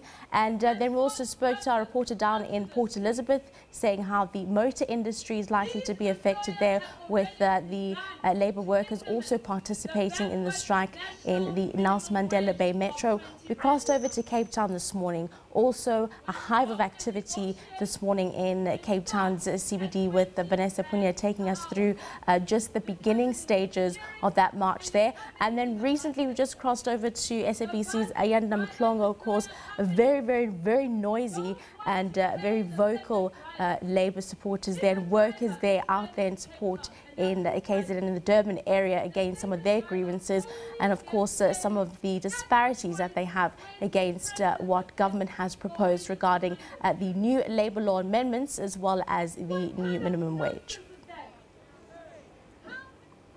All right, we will continue to give you all those updates across the country, as that SAFTU national stay away is likely to affect not only commuters as well as employees and businesses this morning. We will keep you updated with that. Staying with this, SABC News earlier spoke to Minister of Labour, Mildred Oliphant, on some of the issues. The current amendments, particularly when it comes to the Labour Relations Act, we are saying all the unions must put the clause on the issue of balloting. As we speak, the majority of unions have that clause in their own constitutions. The Labour Relations Act allows the unions to ballot before they go to strike. So in most cases, what happens is that you will find that the workers are saying they didn't agree to go on strike. That is why we are saying the balloting must take place, rather than for the union leadership just to call the strike while the workers have not agreed upon. So the issue of balloting is there in the Labour Relations Act, and even particularly the General Secretary of SAFTU, when he was the General Secretary of Cosatu, he knew that most of the unions do have that clause, and they have to ballot before they go to strike. There's nothing that is new. The other issue is the issue of advisory arbitration. When you talk about the advisory arbitration, you are talking about the permutation if there is a deadlock between the employers and the workers. And then the advisory arbitration will assist in terms of advising both the workers and the employers on how maybe they can resolve those disputes. So it's not a new thing. As we speak, in most cases, they say the minister must intervene. That is sort of an advisory arbitration that we are proposing, rather than for the workers to say the minister must come and intervene. So when the commissioners are intervening on behalf of the Minister of Labour and the department in particular, that is the institution that was created by us as the government, workers and business, including the community, through the constituencies of NETLEC. And therefore, they can't come up today and mislead the workers while they were part and parcel of having those discussions previously. Well, Labour Federation Cosatu is not participating in today's nationwide stay-away led by rival SAFTU. Cosatu General Secretary Becky Chalinchali spoke to SABC News earlier about how the proposed minimum wage of 20 Rand per hour was arrived at by the various stakeholders involved in negotiations with government. This was a combination of intensive negotiation between the social partners, business, community, organized labor, in deciding in terms of what is possible in relation to those issues. Cosatu initially tabled a demand of 4,500 Rand per month, informed by what was given by some university for a family of 5.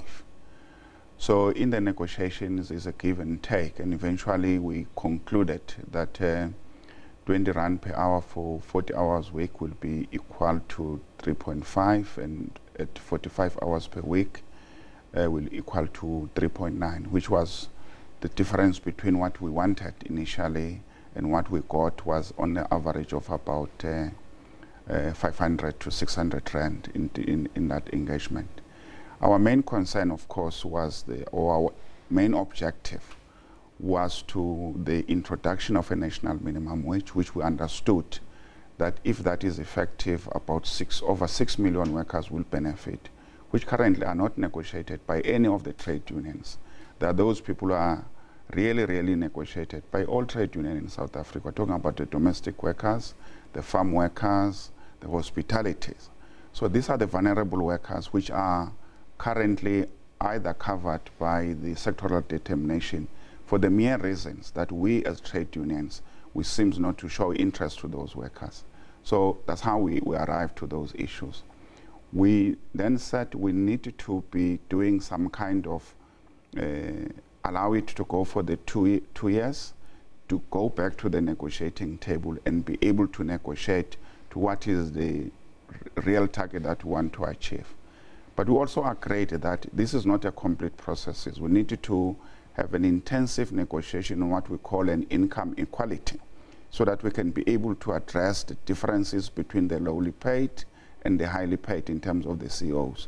But we also said it needed to be discussed at the same time with comprehensive social security. For an example, if we all agreed that for any family to live, you need 6,000 Rand, but there's a company or a household employing a domestic workers, you can only afford, and you can prove that you can only afford to pay 4,000.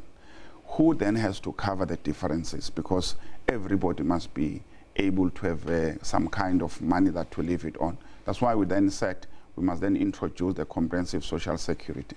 So to us, this is the first step. We need to go to the second phases of addressing the national minimum wage.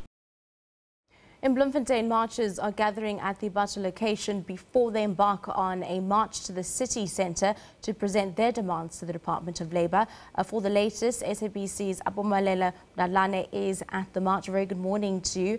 Can you take us through what the situation is in Bloemfontein this morning?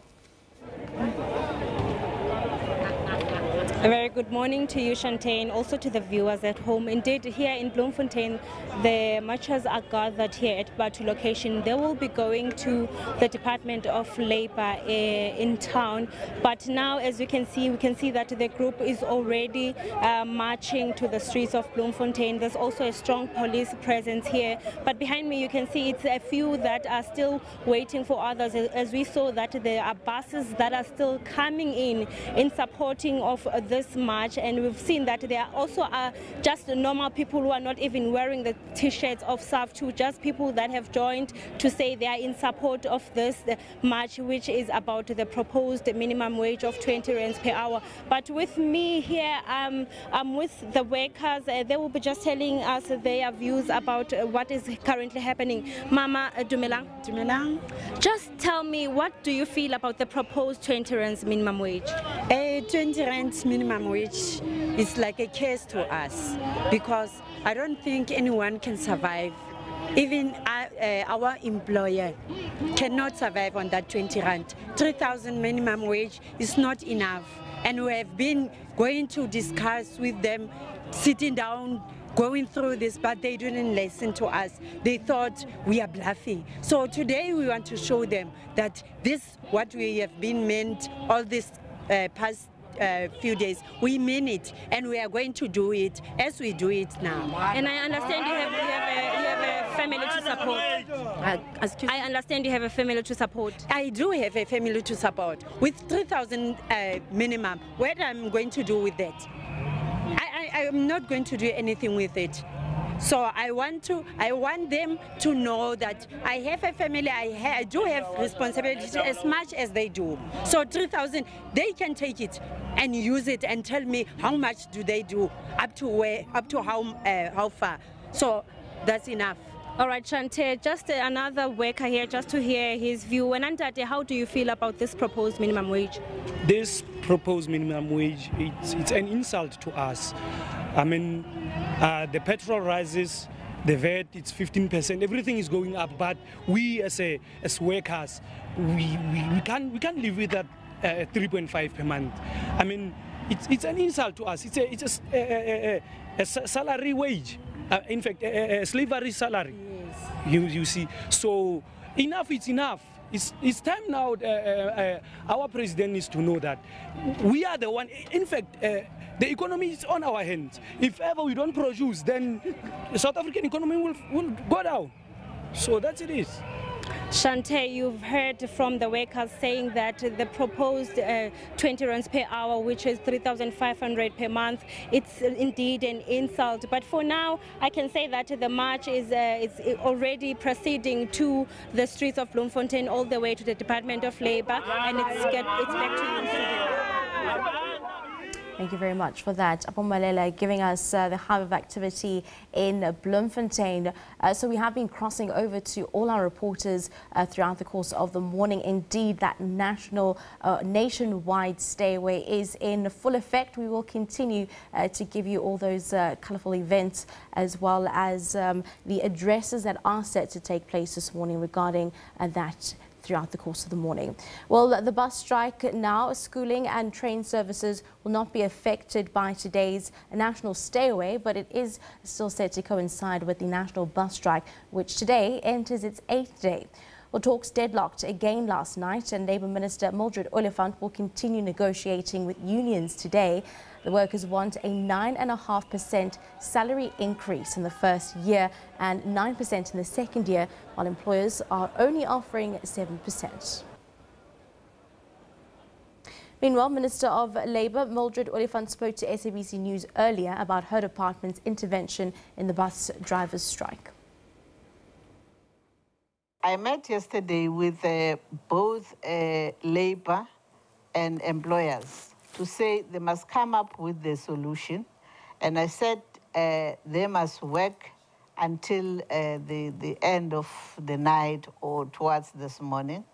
I did get the progress report, but I was also informed that there were 2 issues that they have already deadlocked on, of which I have to continue to go and advise them, because whenever I intervene, I just advise both parties to say, but can't you look at this situation and try and resolve these issues?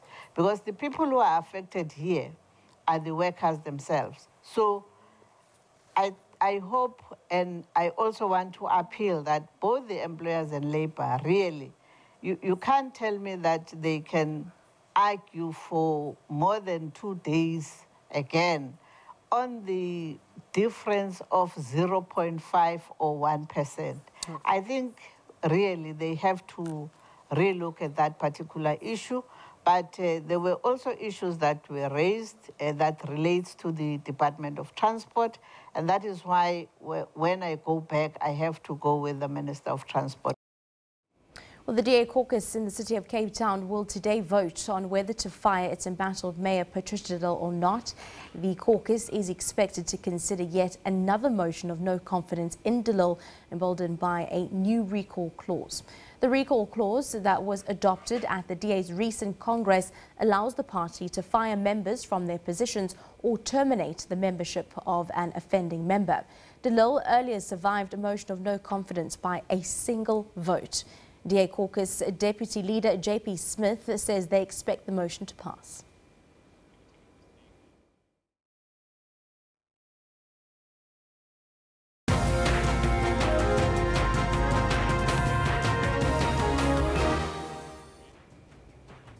Well, SADC Chair and President of South Africa Cyril Ramaphosa calls for swift reform processes in Lesotho and the DRC.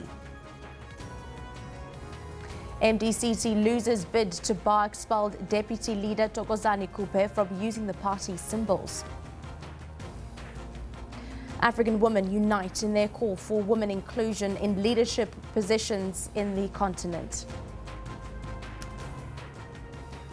Well, SADC Chair and President of South Africa Cyril Ramaphosa has urged the governments of Lesotho and the DRC, as well as opposition parties, to start the reform process in earnest. Ramaphosa called on Lesotho to prioritize the constitutional reforms and complete the process in the shortest period of time.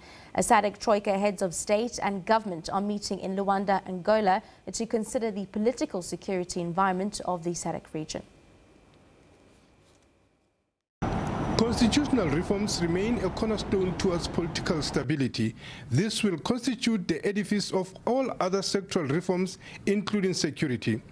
Addressing the SADC Extraordinary Troika Summit, President Ramaphosa said SADC is committed to bring about stability through the work of the institution facilitator, deployment of the Oversight Committee, and the deployment of SADC Preventative Mission. The constitutional reforms are also being embarked on, and we want to see progress as SADC, and we've said they must speed up the process, and I think they have heeded that. The government that's led by Prime Minister Thabane is heeding the calls that are being made by SADC. And in fact, in the meeting, Prime Minister Thabane said they want to get to a point where Lesotho is no longer an agenda item on the SADC summit agendas. They want to resolve their problems so that they move out of the agenda. So that is a good sign, largely because the situation has really truly stabilized in Lesotho, and we're now moving to the finish line. And they also considered whether I should continue playing the role of facilitator, and the view that was taken by the summit is that yes, I should continue, notwithstanding the fact that I'm President of South Africa and also the chair of SADC. They felt that that continuity is necessary as we move now towards the finish line, but they also said that in view of the fact that I'll be engaged with many other matters that have to do with government, we should appoint a high-profile person who will assist me in this task. So we're going to give consideration and to find a high-profile person in South Africa who will lead the charge to finality and who will be reporting to me as facilitator. With regards to the DRC, President Ramaphosa said they welcome progress made in the implementation of the December 2016 political agreement as demonstrated by the National Independent Electoral Commission. President Kabila was here himself, and they confirmed that they are now moving full speed to the elections on the 23rd of December 2018. The voters' roll has now been properly prepared. The IEC is firmly in charge of the election process, and they are looking forward to an election that will go well. A sentiment echoed by SADC's head of defense, politics and security. We have to have the courage of facing the problems that we are faced with and their causes so that we can implement genuine solutions already identified that derive from erroneous perceptions of the nature of the conflict that prevails in the countries of Southern Africa. With regards to Zimbabwe, Lorenzo said he was encouraged by the transitional progress taking place in that country. We encourage President Emmerson Mnangagwa to hold elections that will legitimize the power of the winner. SADC's chair, President Ramaphosa, says they really welcome the commitment that has been shown by these countries, which include Lesotho, DRC and Madagascar, about ensuring and making sure that there is peace and stability in these countries to ensure that citizens live a peaceful life. Lehana Tsotitsi, SABC News, Luanda, Angola. Zimbabwe's opposition MDCT leader Nelson Chamisa has lost a court bid to bar expelled deputy leader Thokozani Kupe from using the party's symbols.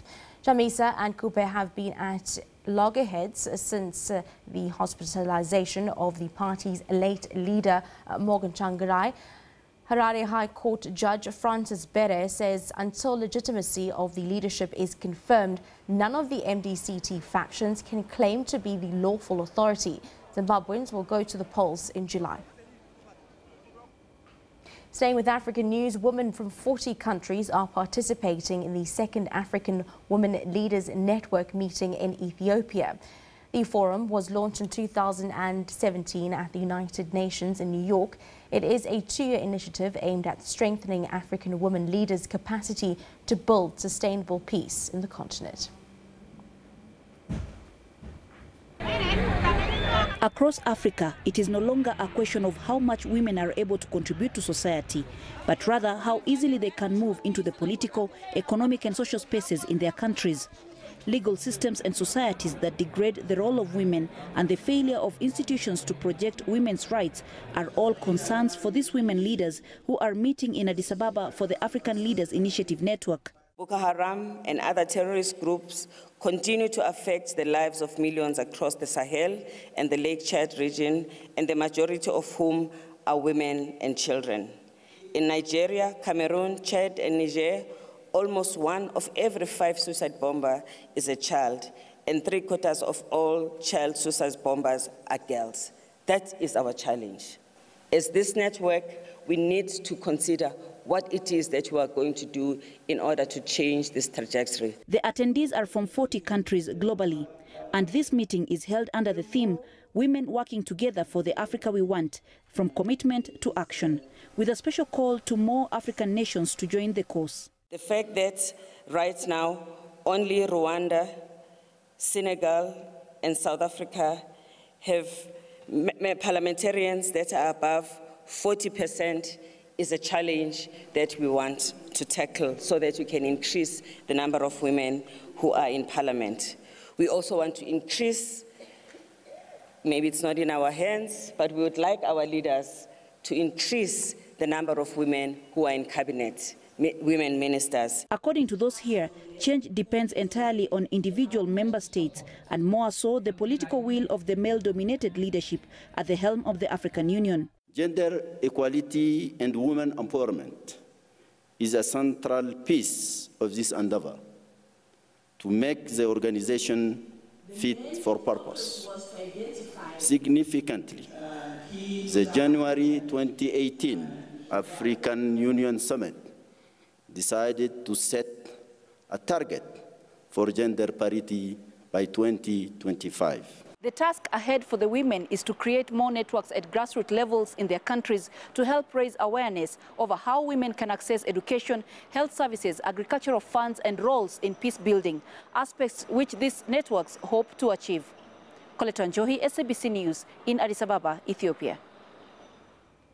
Some international news to London, where last night a major gala event was held to celebrate the centenary of Nelson Mandela's birth. apologies.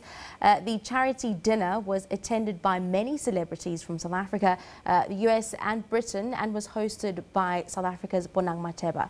Our correspondent Paul Barber reports from London.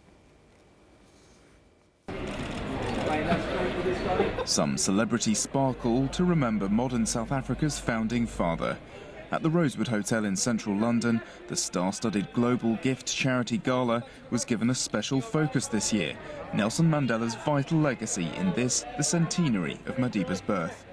Hosting the dinner, South African TV personality Bonang Mateba. What I want people to take from this is just to know and understand the history, the story of South Africa, the people, the struggles, and also just leave with a bit of excitement, you know, for our country, for the future, for things that are just possible. For the first time, the Global Gift philanthropic non-profit partnered with the Nelson Mandela Foundation to put on the dinner. We're hoping that tonight will remind celebrities who are here about their responsibility towards humanity. Because Madiba said that many times that one shouldn't just be celebrated for who they are, but you should remember where you come from, and also that as you rise, there are many that are left behind. We must always try and carry them along. Among the stars in attendance, Vanessa Williams, the American actress and singer, also honorary chair of the gala. The fact that we can honor Nelson Mandela's work, particularly at this time in our world where we need compassion, we need respect, we need a broader view of equality. His legacy lives on. And I'm just happy that I get a chance to introduce the evening and just bring more light to what he's done in the past. Money is being raised for new schools in South Africa and Europe, a fitting reflection of Nelson Mandela's commitment to education. And we have children in South Africa that they need the basics. They need to be fed, education, clean clothes, medical care, and we think everybody here can achieve that to better the life of these children. You know, just by donating something, even their time, even their voices. So a very glamorous event being held here at the Rosewood Hotel, but with a serious message at its heart to remember and celebrate the life of Nelson Mandela 100 years after he was born. Paul Barber, SABC News, London.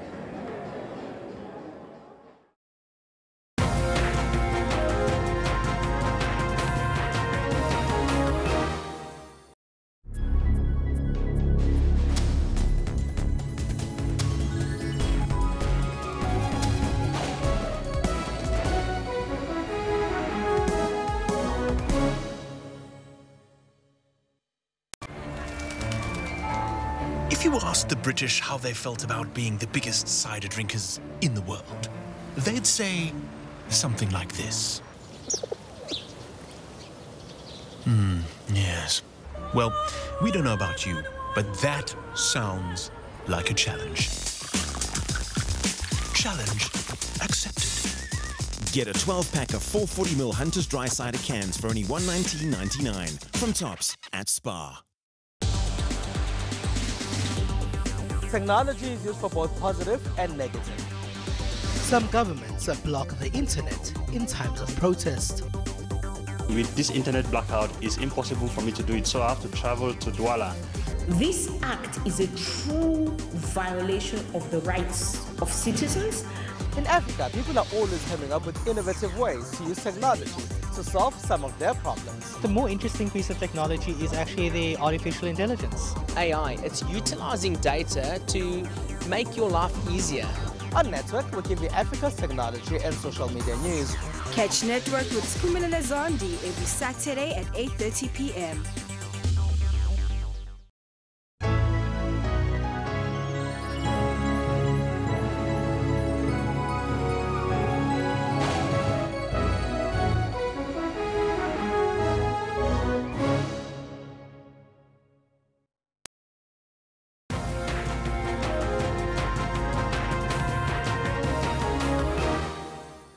Welcome back. Let's now cross live to the main SAFTU gathering in Newtown in Johannesburg, where Zweli Nzimavavi is expected to address the masses.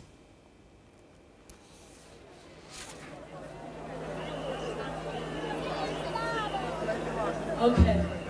While they come up, comrades, as we said, we're still just going to give a little bit of time to our comrades as they arrive today. I would like to invite Comrade Zweli, Uzos Blessa, Comrade Zweli, Uimboni. He is a critical part of what we do. Comrade, come and bless us, please. Amen.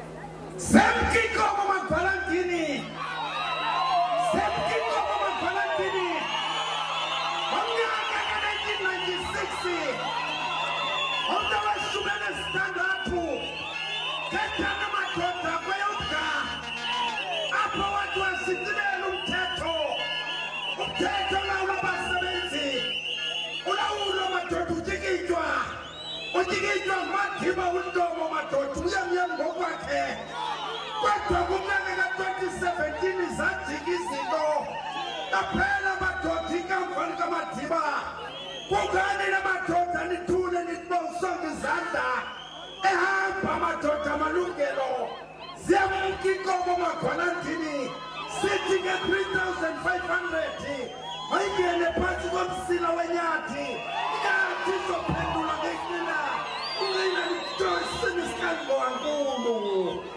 Yellow Joyce Sitchogolotomo. Sisiti Matota, Kunam Tajente. Sitiwa Sitwana Senko Zeto. Sestembele Kue Quetinica Fafe. Shawena Quetinica Mentana. Nakue Quetinica Jim. Nakue Quetinica Chabanana. Ubabatoti, Lugia Lobama Sebenzi. Yahamba Batota. Masenteni Batota. Square Baluga Loba Sebenzi. Aba Sebenzi Batota. Aba Hamba Kapstungu. Maisi Kululeko. Ukanti Matota. Segunam Sanjeche. Sebeni Libele. Sebebopa Makina. Okwem Sinafene. Sebeni Libele. Upadi Mugobani. Pansi get 3,500 Pansi. Pansi get 20 running a euro Pansi. Futeki got 20 running a euro Futeki. Come.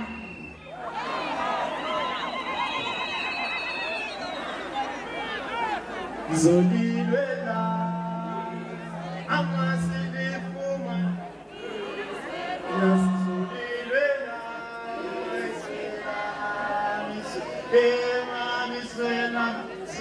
Selam Amasili Fumani Zolilwela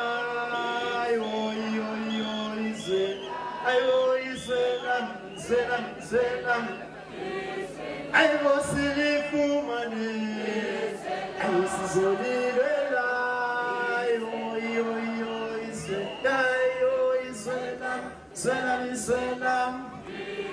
I was in Fumani. Zolirela.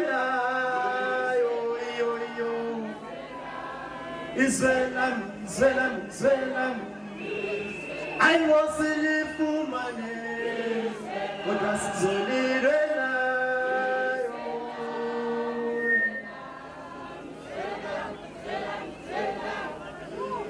I'm a silly Fumani. I was Zolirela.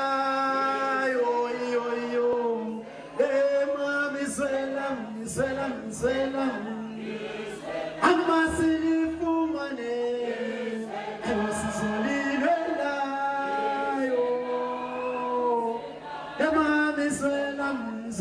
Selam. Amanda!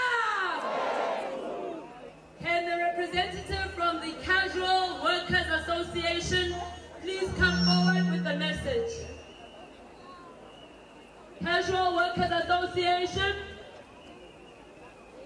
Amanda! Viva Santo Viva! Viva Casual Workers Advice Office Viva! Viva Simunya Workers Forum Viva! Down with Cosatu down! Down with Buffalo down! Down with 20 rand as national minimum wage down! Thank you, comrade. Yeah, comrade. Government Aruna under the President Yasser Ramaphosa Yartwaela.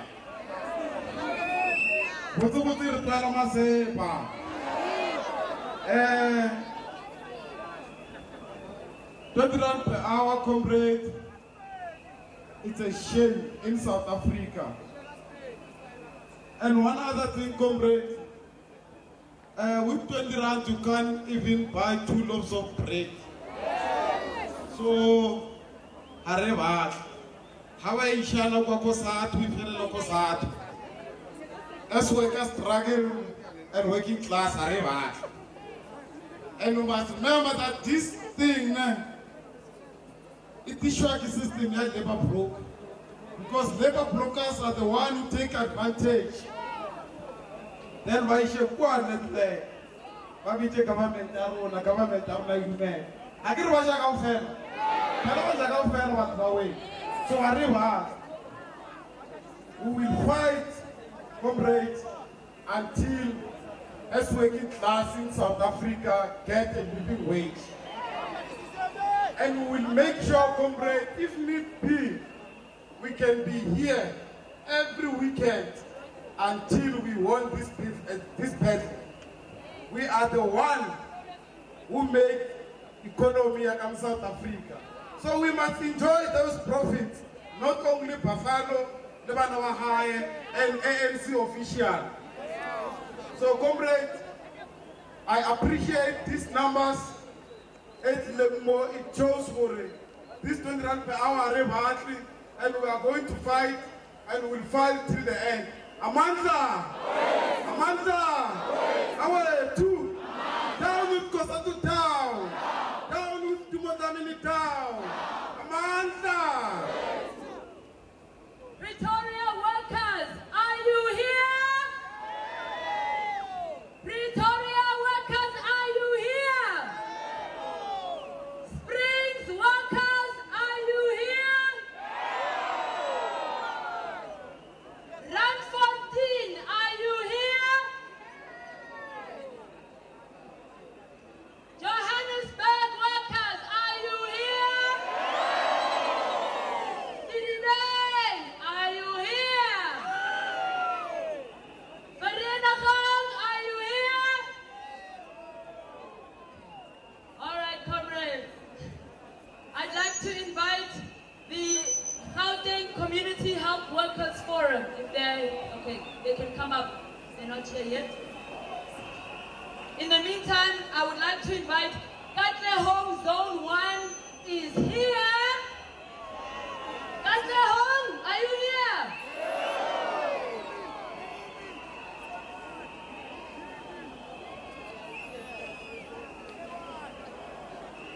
Viva, comrades, viva! Viva Satau, viva! Viva living wage, viva! Away, we just had them away! Sabanana, comrades! Yakulumaya now Ketiwe from Zone 1 Ekateho. Ewuletena namhlanje ukuthi nizothi kubasebenzi. Nathi we are saying footed with speed meters our Eskom footed. Sihlalile siyabahlali baseKatlehong into engayenza 2 months singenagesi. Ngendaba yokuthi bafuna ukusifakela i-speed meter bangakhulumanga nathi.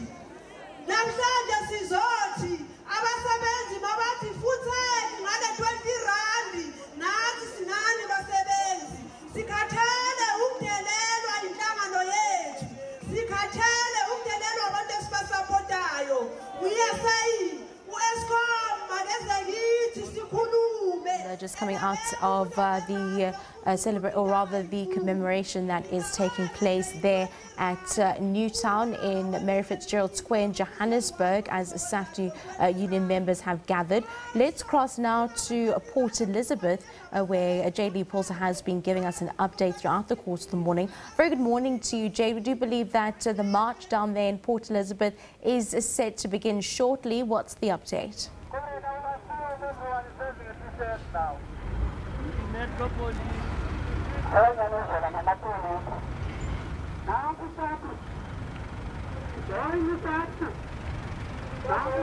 Very good morning to you, Jade.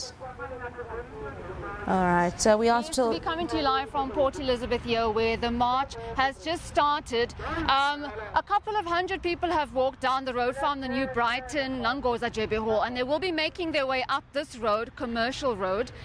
This Commercial Road leads into the CBD. The march will then proceed to the City Hall, where they will be handing over a memorandum to a representative of the labour law. Now, what I can tell you is that there are various trade unions that are marching today. The EFF has also come out in solidarity, and they will be marching as well, standing with that SAFTU strike. So this march will walk all the way up Commercial Road. As you can see, the police have quite a large contingency. They're out full force, and they will be walking with this protest all the way up to Commercial Crimes Court, and they will branch off to this Vuyisile Mini Square, or otherwise known as the City Hall, where they will be handing over that memorandum. Essentially, Jade, can you just take us through the plight of... As you can see, it's quite congested here.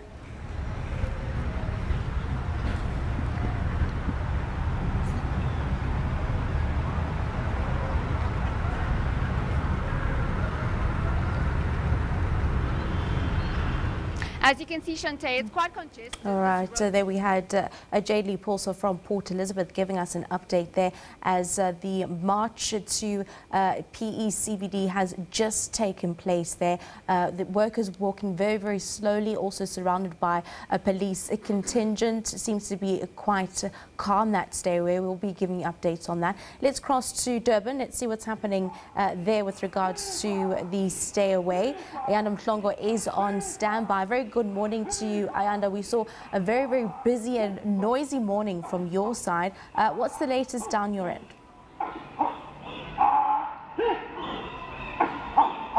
Well, a very good morning once again, coming to you live now from Durban's main street, Pixley Kasem Street, where the couple hundreds of SAFTU members behind us have started to make their way down Durban's main street, Pixley Kasem Street, formerly known as West Street. They are being joined by the 21 affiliate unions that we see here today under the Union Federation. There's about 3,000 members of SAFTU that are said to be in KwaZulu-Natal, and what the organizers had said to us was that they were going to at least try to get most of them here today to take part in today's day of action for the union. Of course, they also appealed to the general public concerned about the workers, concerned about the economy, concerned about jobs, that they too come out here today.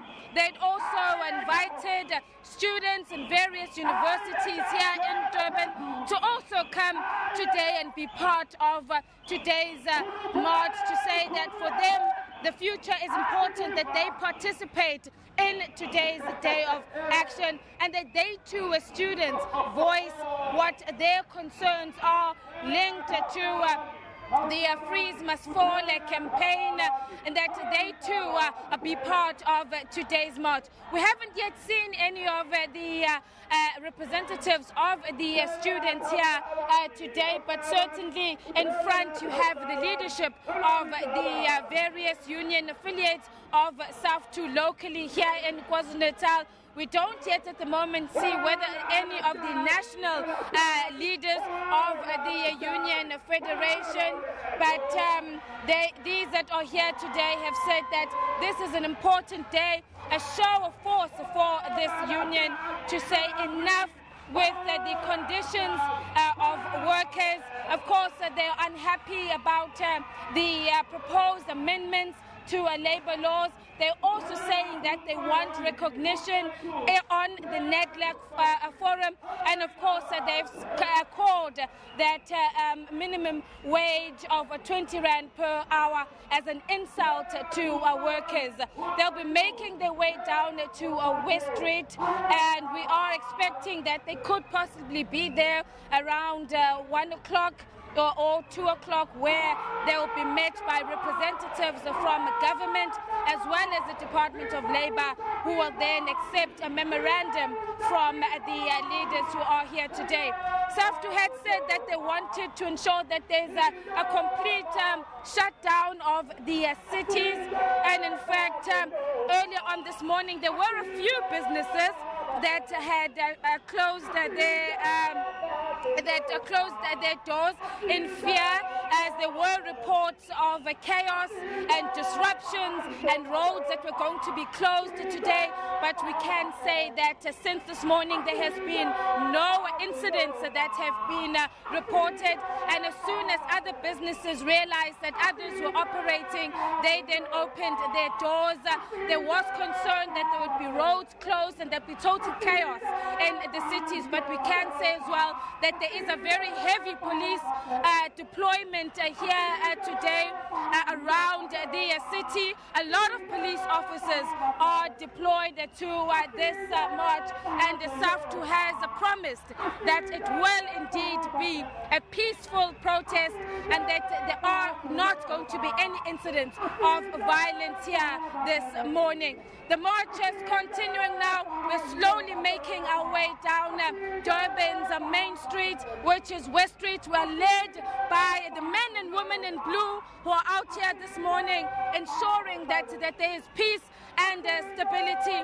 And we'll leave it here for now. And of course, we are on the ground, and we'll be bringing you the latest coverage from this, the SAFTU march here in Durban. Studio, back to you.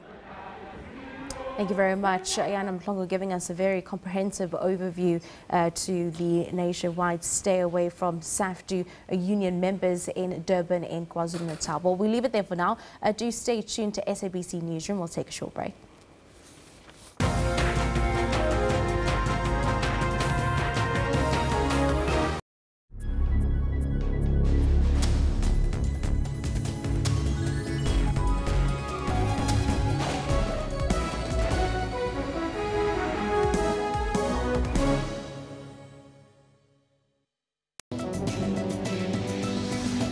So TB continues to be the top infectious killer worldwide, claiming 4,500 lives a day.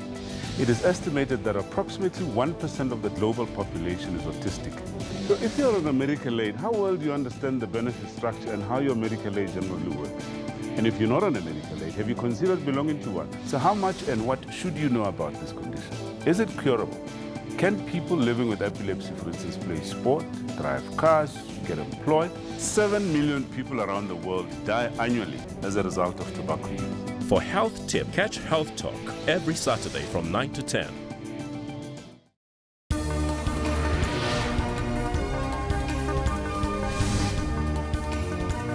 The Western Cape needs national government to fulfill its mandate on ensuring a bulk water supply. We must ensure that the city of Cape Town never confronts this particular situation again. The ESCOM is serious about stamping out corruption, which is why the market is now beginning to accommodate us. Looking at neighboring countries, expecting Botswana just to see partly cloudy skies with a half 34 in Gaborone. News today at 3 p.m. from Monday to Friday on SABC News.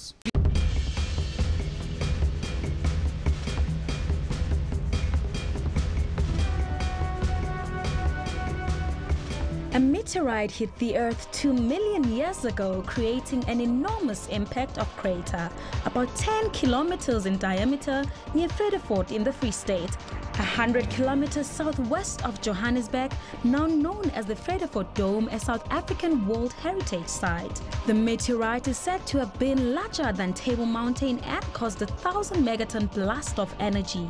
The impact would have heated about 70 cubic kilometers of rock and have increased the Earth's oxygen levels to a degree that made the development of multicellular life possible. The world has about 130 crater structures of possible impact origin. The Vredefort Dome is the largest in the world, followed by Sudbury Crater in Canada and the Chicxulub Crater in Mexico.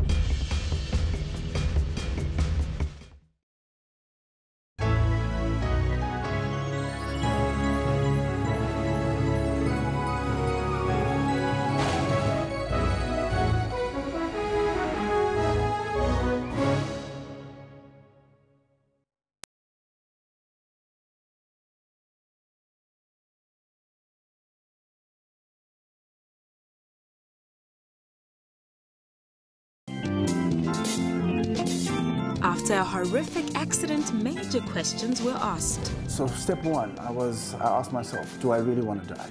And my answer to that was, I'm not sure. And then step two was, do I want my parents to bury me? And the answer to that was no. Learning kept his brain in full action on how the brain works.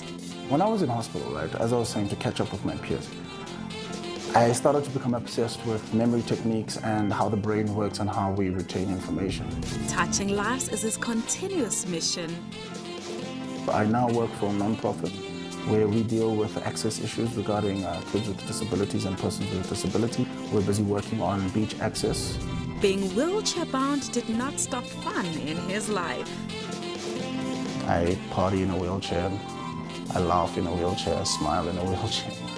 For all your uplifting stories, catch Bupilong every Friday.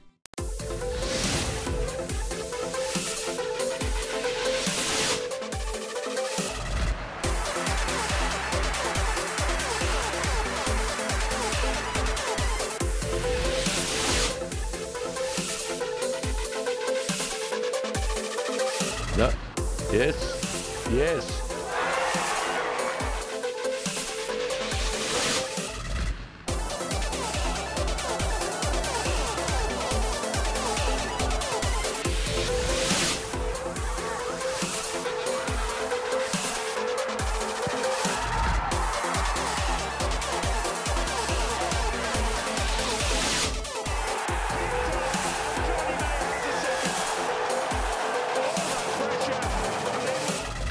Sports Live every Saturday and Sunday at 7:30 p.m. Over 5% of the world's population of 360 million people has disabling hearing loss. Sometimes babies are born that can't hear. Yeah. And especially during the pregnancy where there's some infections that mom could pick up that can actually transmit that damage to the ear, and those children can be born deaf. I don't look at myself as a disabled person. I looked at myself as Bruno, not with a disability. I don't have barriers. I use South African Sign Language because I have a language. And unfortunately, we need to talk to the teenagers and the young people out there.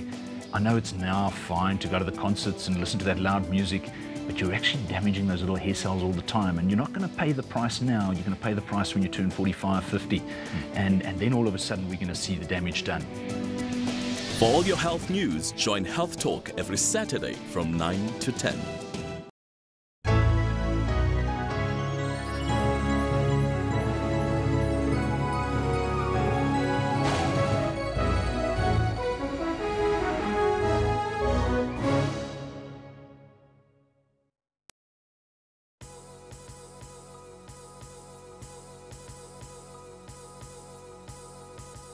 We're shooting a campaign. We're telling genuine stories from real people that have been affected by the SABC. It's also interesting to get the backstory in terms of their dreams to be on screen and eventually getting the pleasure to do that. And understanding that they're communicating on a platform that speaks to millions of people. It speaks to how the SABC can fulfill its mandate. The SABC represents the opportunity for so many young South Africans, for old South Africans, to be able to look at the world that they may not experience any other way. People should continue to pay their TV license because it allows the SABC to bring quality programming. The TV license is really part of the lifeblood of the channel and the corporation. When you're listening to your favorite jams, you're listening to your favorite radio DJ, you must know that you made it possible by paying your TV license. It's such a holistic process that goes into TV licenses. It's not only one part where we say South Africans have to pay for TV licenses. You pay a TV license because you get so much value out of it, and that's the content that you get every single day on the SABC platforms.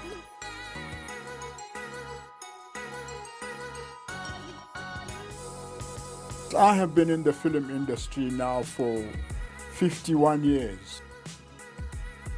I am quite satisfied with the evolution of television now, that you have got a lot of actors and you have got a lot of crew members, which will also play part of paying our licenses, because I think it's proper.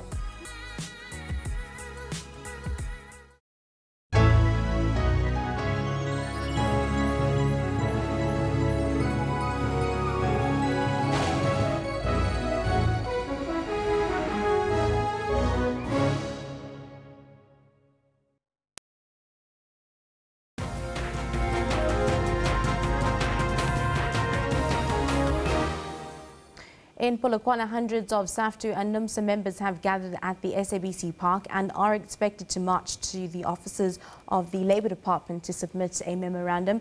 For the latest, we are joined by Lieutenant Bobodi, who is giving us the latest in Polokwane. Very good morning to you. Take us through some of the plight of union workers that side. Shante, they've just now moved from SABC Park to the Department of Education. If you look at it, the strike has gained massive impetus. It never looked like it will turn out this way in the morning. I've seen people coming from as far as Giyani, Lipalale, Musina coming here, and I spoke to some of them who said they're here, they're supporting the strike because they are working slavishly and they're not earning anything. And now I'm standing by with the provincial convener of SAFTU who will give us a blow-by-blow of this protest. Sir, just give us, just elucidate for us some of the grave concern relative to workers in the province. Yes, basically we are joining SAFTU nationally because the national conference, when we established SAFTU last year, we have agreed that we are going to become a militant and ally of the workers and the working class in general. And we have been able to identify this 3,500, this national minimum wage that is suggested, to say it is not going to be enough for our workers. Remember that people who are currently earning the very same amount of 3.5 that are there at Abu Mashonisa. So we are saying it can be, because we have had studies by University of Cape Town which said a family of 5 can only survive with a minimum of 6,000 per month. That's why you see these massive numbers coming here to say we are against that said national minimum wage. But in principle, we are agreeing that there must be a certain amount, but we are saying that certain amount should be at the level of 12.5. Yeah, thank you so much. And from here, they move to the Department of Labour, and maybe around 1 o'clock, and the crowds are expected to be petering down there. We are keeping tabs and we'll keep you informed. Indeed. With regards to the way that the strike is being, or rather the stay away is being conducted, can you take us through whether the protests of the stay away have been calm and peaceful? Yes, it has been calm, it has been peaceful, it has been controlled. There's a massive police presence here and people behaving. You know, this is a legal strike, and police are here, they are keeping tabs, they are keeping a keen eye for anything that could go wrong. But basically for now, the strike is essentially peaceful. And what essentially has been the main plight coming in from some of the workers there with regards to that 20 rand that has been put forward as a minimum wage per hour?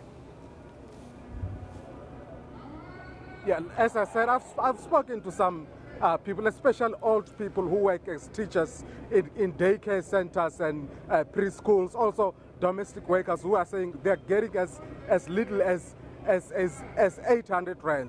And they say even if it goes up to just over 3,000 through the minimum wage, it's never going to be enough. And that's why they are putting up cudgels and just throwing their weight behind this strike.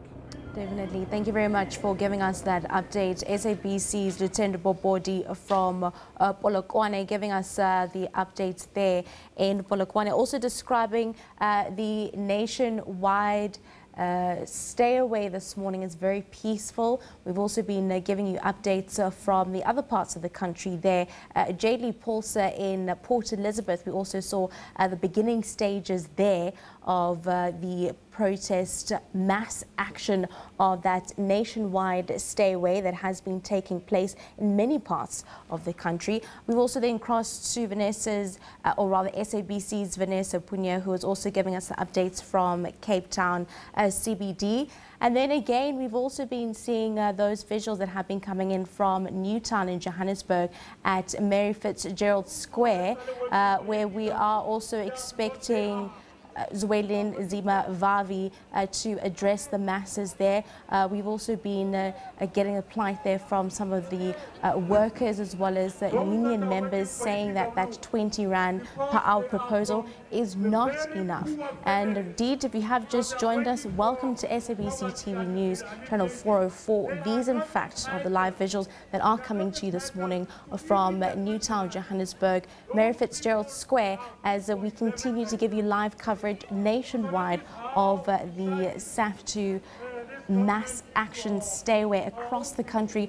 Also speaking to some organizations this morning, in particular in Johannesburg. We were speaking to OR Tambo's manager of the airport that is also heeding the call to air passengers to please bear enough time when they make their way to the airport this morning, to give enough time due to some of the contingencies that have been put in place and delays that might be caused by this morning's stay away.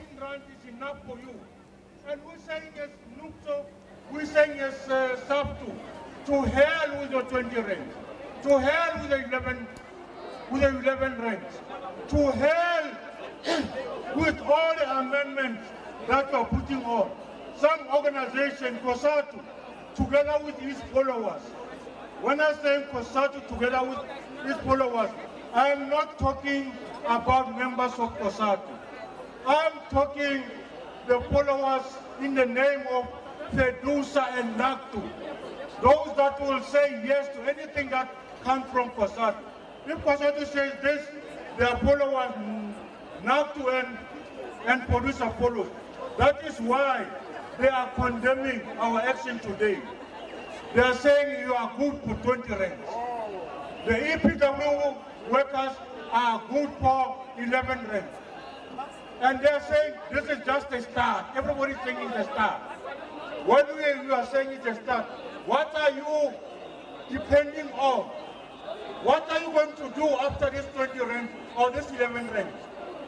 They are at the same time saying your right to strike, if you want to improve this 20 rand in the coming years, your right to strike will be taken away in terms of the new amendment. The new amendment says we must now ballot every single member, and the employer must interfere in union activities. Whenever we're balloting our members, the employer must be here. And we say to hell with you. This is we are an independent union. Indeed, these are the visuals coming in from Johannesburg, Newtown, and we will be crossing now live as Zwelin Zima Vavi is set to make his address. All right, earlier on we spoke to the Labour Federation leader of SAFTU, Zwelin Zima Vavi, on the strike and some of the reasons behind it. Let's have a look at that. Well, we aim to have much more numbers of workers participating in the strike action than our membership. It's going to go way beyond, and that's why we're no longer just calling this a SAFTU strike. This is a workers' demonstration against poverty, pay, inequalities, status quo. This is the workers' strike against an attempt to take away their only instrument that makes them to give a meaning to collective bargaining. This is a strike against an attempt to reduce collective bargaining into collective begging. So it will go way beyond the narrow members of SAFTU. There are many unions who are not part of SAFTU. We have come forward, issued public statements to say on this issue, they will be supporting the strike, and we welcome that. The number of other political parties who have come through, including the EFF and the UTM and others, who are saying we don't agree with an entrenchment of poverty in South Africa. We don't want inequalities to be legitimized through the national minimum wage bill, and we want a living wage for workers. We want a decent life for all workers of South Africa. And if one looks at the nitty-gritties, of course, of what is contained in these bills that you oppose to, let's just talk about the secret ballot, for example. One would be of the view that it is sort of a much more safer way to protect workers from intimidation during strikes. By who? Because the issue of workers deciding how to manage their organization administratively is a constitutionally guaranteed right accruing from the Constitution. This bill looks so, innocent. Democratic workers must now amend their constitution. Whose constitution? Who have a right to instruct workers to amend or not to amend the constitution except the members of that association? This bill now seeks to give an employer a right to instruct the unions to amend their constitution. That's frankly unconstitutional. That's the first step. It looks so democratic. Every worker must now be given a right as a single person to decide whether they want to participate or not to participate in the strike. On face value, there's nothing wrong with that. But let's look at the practicalities. The union must now transform itself into independent electoral commission type of a facility or institution. It must have boxes in each and every workplace. It must allow individual workers to go and vote, and they must exercise that power in absolute secrecy. It must now keep the registration or the ballot papers and all of the documentation related to that ballot for 6 months, just like the IEC have to do. We contend that actually no union have such a capacity. This is a sure way of ensuring that workers are unable to exercise their right to strike in the future. So that's the biggest concern we are registering. Others who have signed this thing usually do not have to exercise that right to strike. They've never struck, some of them.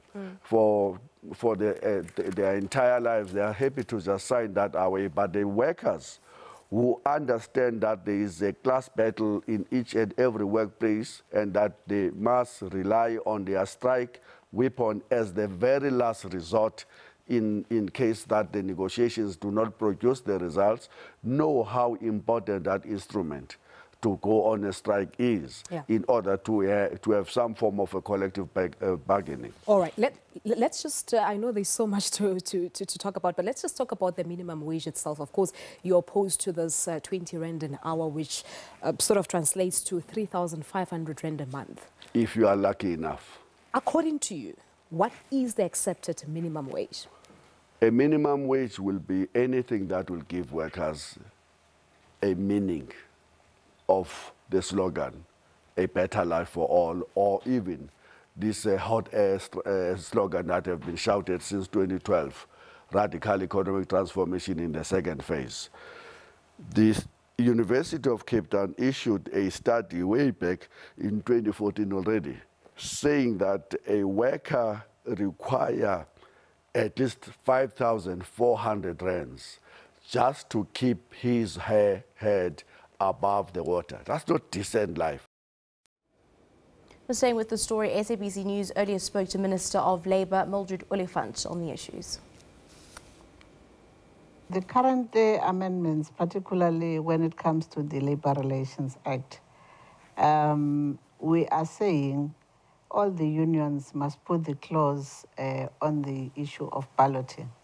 As we speak, the majority of unions have that clause in their own constitutions. The Labour Relations Act allows the unions to ballot before they go to strike. So in most cases, what happens is that you will find that the workers are saying they didn't agree to go on strike. That is why we are saying the balloting must take place rather than for the union leadership just to call the strike while the workers have not agreed upon. So the issue of balloting is there in the Labour Relations Act, and even particularly the General Secretary of SAFTU, when he was the General Secretary of Cosatu, he knew that most of the unions do have that clause, and they have to ballot before they go to strike. There's nothing that is new. The other issue is the issue of advisory arbitration.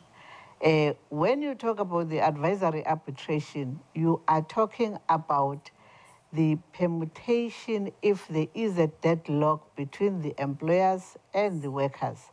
And then the advisory arbitration will assist in terms of advising both the workers and the employers on how maybe they can resolve those disputes. So it's not a new thing. As we speak, in most cases, they say the minister must intervene.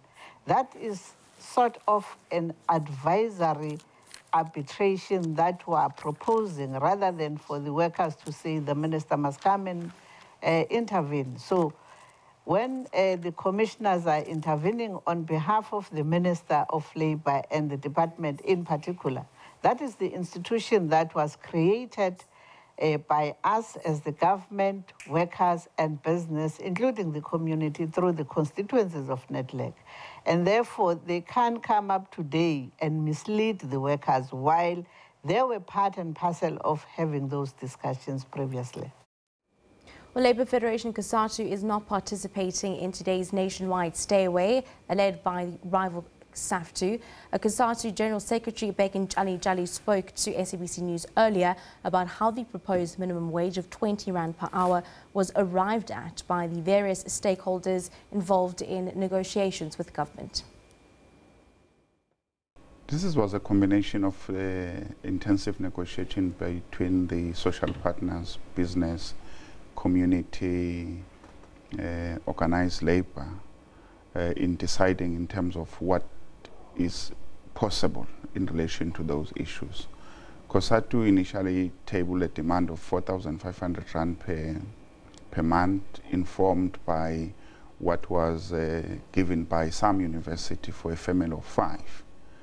So in the negotiations is a give and take, and eventually we concluded that 20 Rand per hour for 40 hours a week will be equal to 3.5, and at 45 hours per week will equal to 3.9, which was the difference between what we wanted initially and what we got was on the average of about 500 to 600 Rand in that engagement. Our main concern, of course, was our main objective was to the introduction of a national minimum wage, which we understood that if that is effective, about over 6 million workers will benefit, which currently are not negotiated by any of the trade unions. That those people are really negotiated by all trade unions in South Africa. We're talking about the domestic workers, the farm workers, the hospitalities. So these are the vulnerable workers which are currently either covered by the sectoral determination for the mere reasons that we as trade unions, we seem not to show interest to those workers. So that's how we arrived to those issues. We then said we needed to be doing some kind of, allow it to go for the 2 years, to go back to the negotiating table and be able to negotiate to what is the real target that we want to achieve.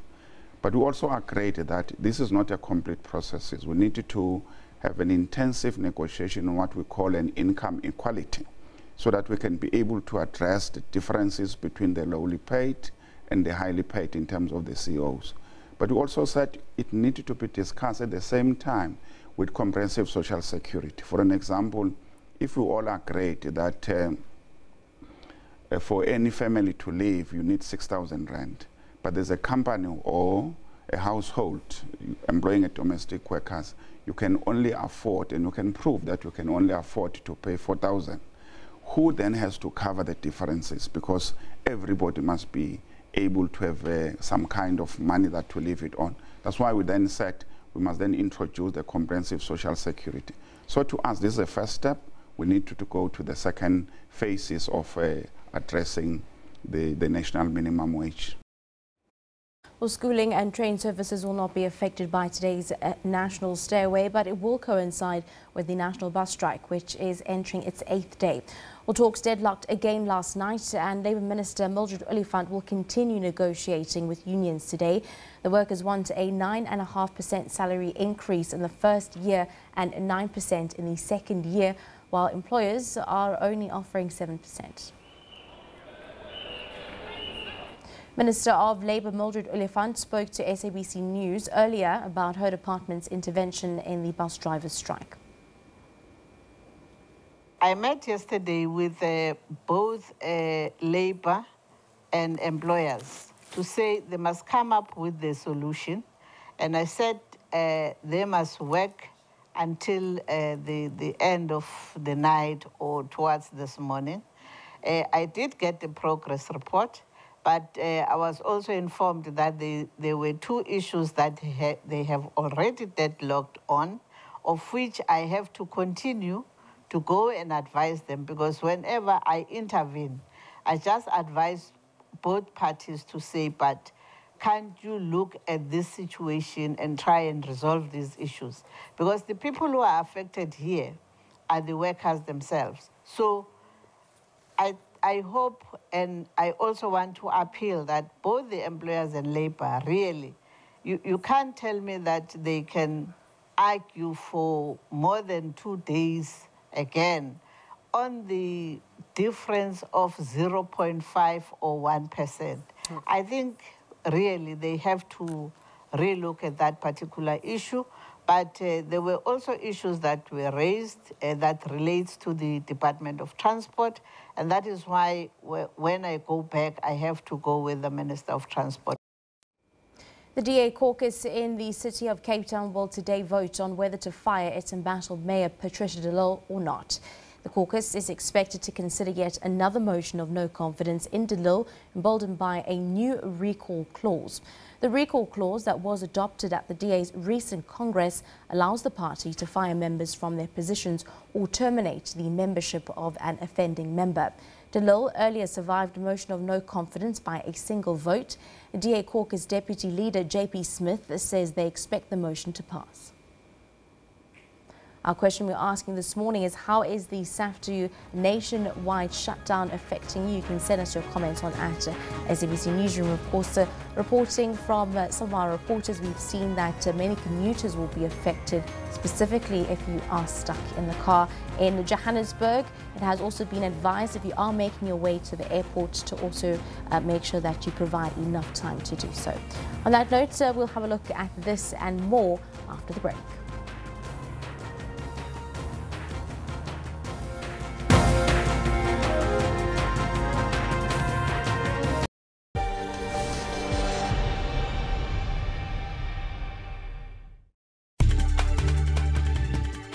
Shervin Brightsby's SABC News, New York. Paul Barber, SABC News, London. Tebo Mokobo, SABC Ufa for Russia. Neha Punya, SABC News, Saharanpur in Uttar Pradesh in India. Other than that, I've enjoyed every single moment of it.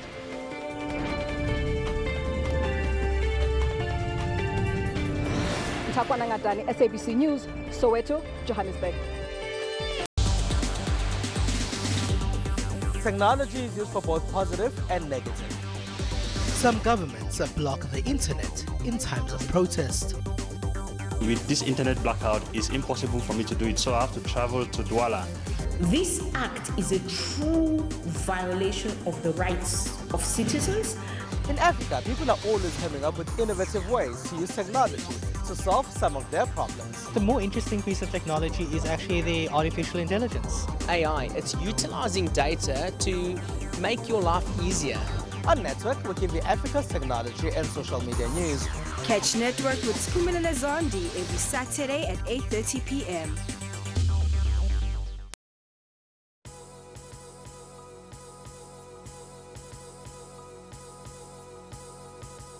We're shooting a campaign. We're telling genuine stories from real people that have been affected by the SABC. It's also interesting to get the backstory in terms of their dreams to be on screen and eventually getting the pleasure to do that. And understanding that they're communicating on a platform that speaks to millions of people. It speaks to how the SABC can fulfill its mandate. The SABC represents the opportunity for so many young South Africans, for old South Africans, to be able to look at the world that they may not experience any other way. People should continue to pay their TV license because it allows the SABC to bring quality programming. The TV license is really part of the lifeblood of the channel and the corporation. When you're listening to your favorite jams, you're listening to your favorite radio DJ, you must know that you made it possible by paying your TV license. it's such a holistic process that goes into TV licenses. It's not only one part where we say South Africans have to pay for TV licenses. You pay a TV license because you get so much value out of it, and that's the content that you get every single day on the SABC platforms.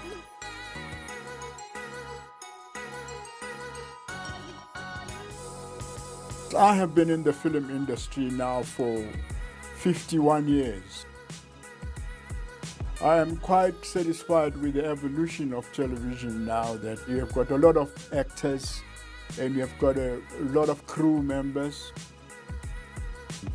which will also play part of paying our licenses, because I think it's proper.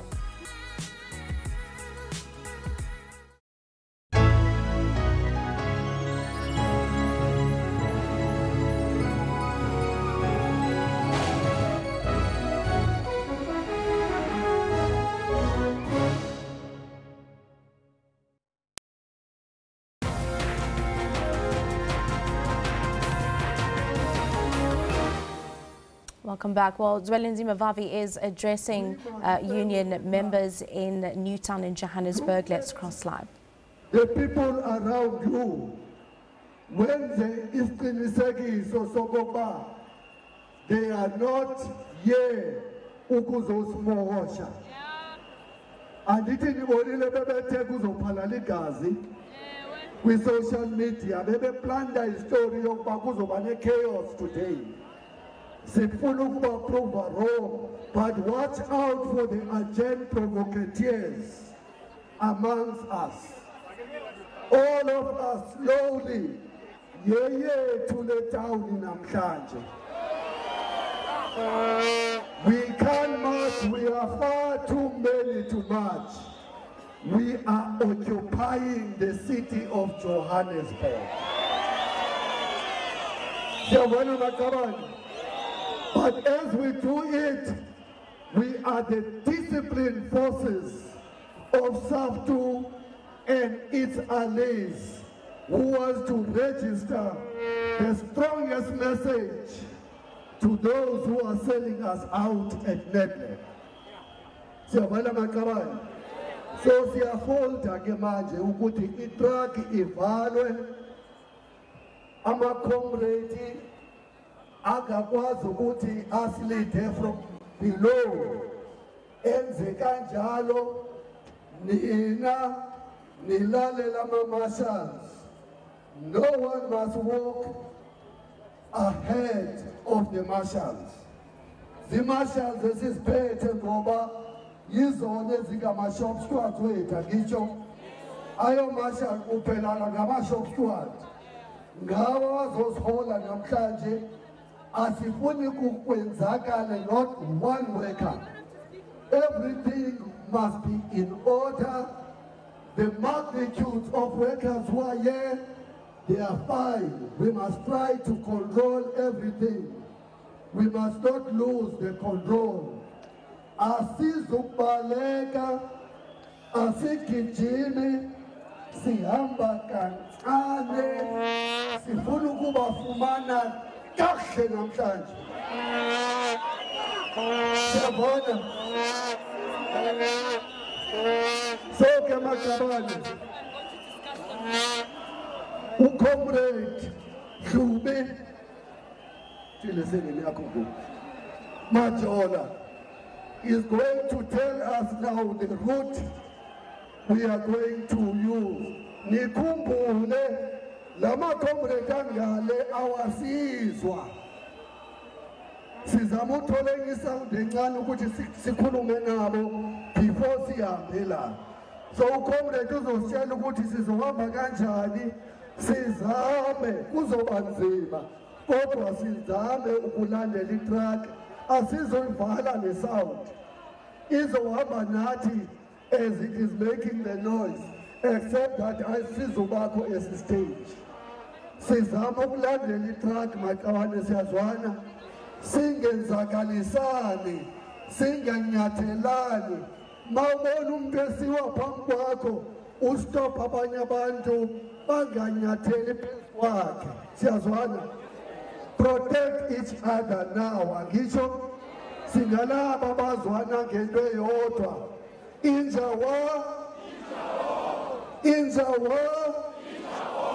Sizopractice a lot of namhlanje. We are holding each other's hand. We are teaching those sellouts a lesson of their lives. Kancane, kancane. We are going to take over this city, and eventually we are going to take over this country.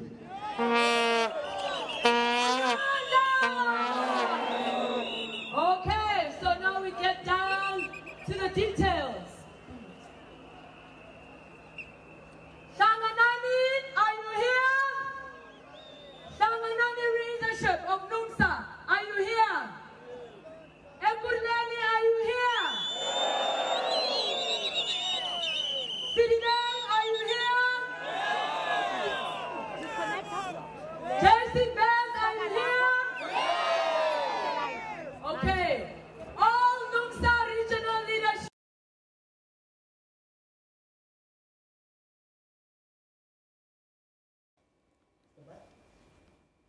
And of course, we were just giving you some of those live visuals as Zwelin Zimbabwe was also addressing the crowds there that are stationed just outside of Mary Fitzgerald Square in Newtown. Just hearing the plight there of that nationwide stay away from SAFTU workers. We have been showing you the progress as well as all the protests, very peaceful and calm, that have been taking place nationwide throughout the course of this morning. Our question of the day we also have been asking here on SABC Newsroom is, how has the SAFTU nationwide shutdown or stay away affected you? If it has, let's have a look at some of the tweets that have come through this morning.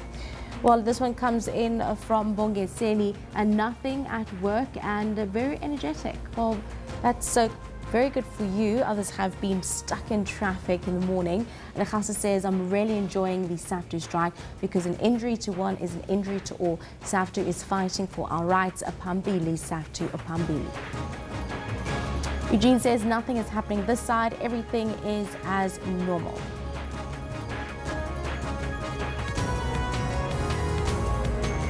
Well, we do know that the DA is set to put another motion of no confidence against Patricia de Lille, the second one in just recent weeks, and that is set to take place this evening. So we're asking you, will the DA succeed in getting rid of Patricia de Lille? Well, 46% of you are saying yes, 54% of you, however, are saying no. Let's have a look at some of the numbers there behind those tweets. Ale on Twitter says, the top two political parties are currently having stomach ailments, and it's only the third party that is cruising. Michael says yes, it will, because they've already set her up to lose this case with their kangaroo court, and when that day finally arrives, the DA will lose a lot of coloured voters in the Western Cape, because 99.9% of them are voting for the DA because of Patricia de Lille. Kobisa says yes, they are unstoppable in her determination to expel her. All right, thank you very much for joining us here on SABC's Newsroom. We do it every weekday between 9 and 12 p.m. until tomorrow. Bye-bye.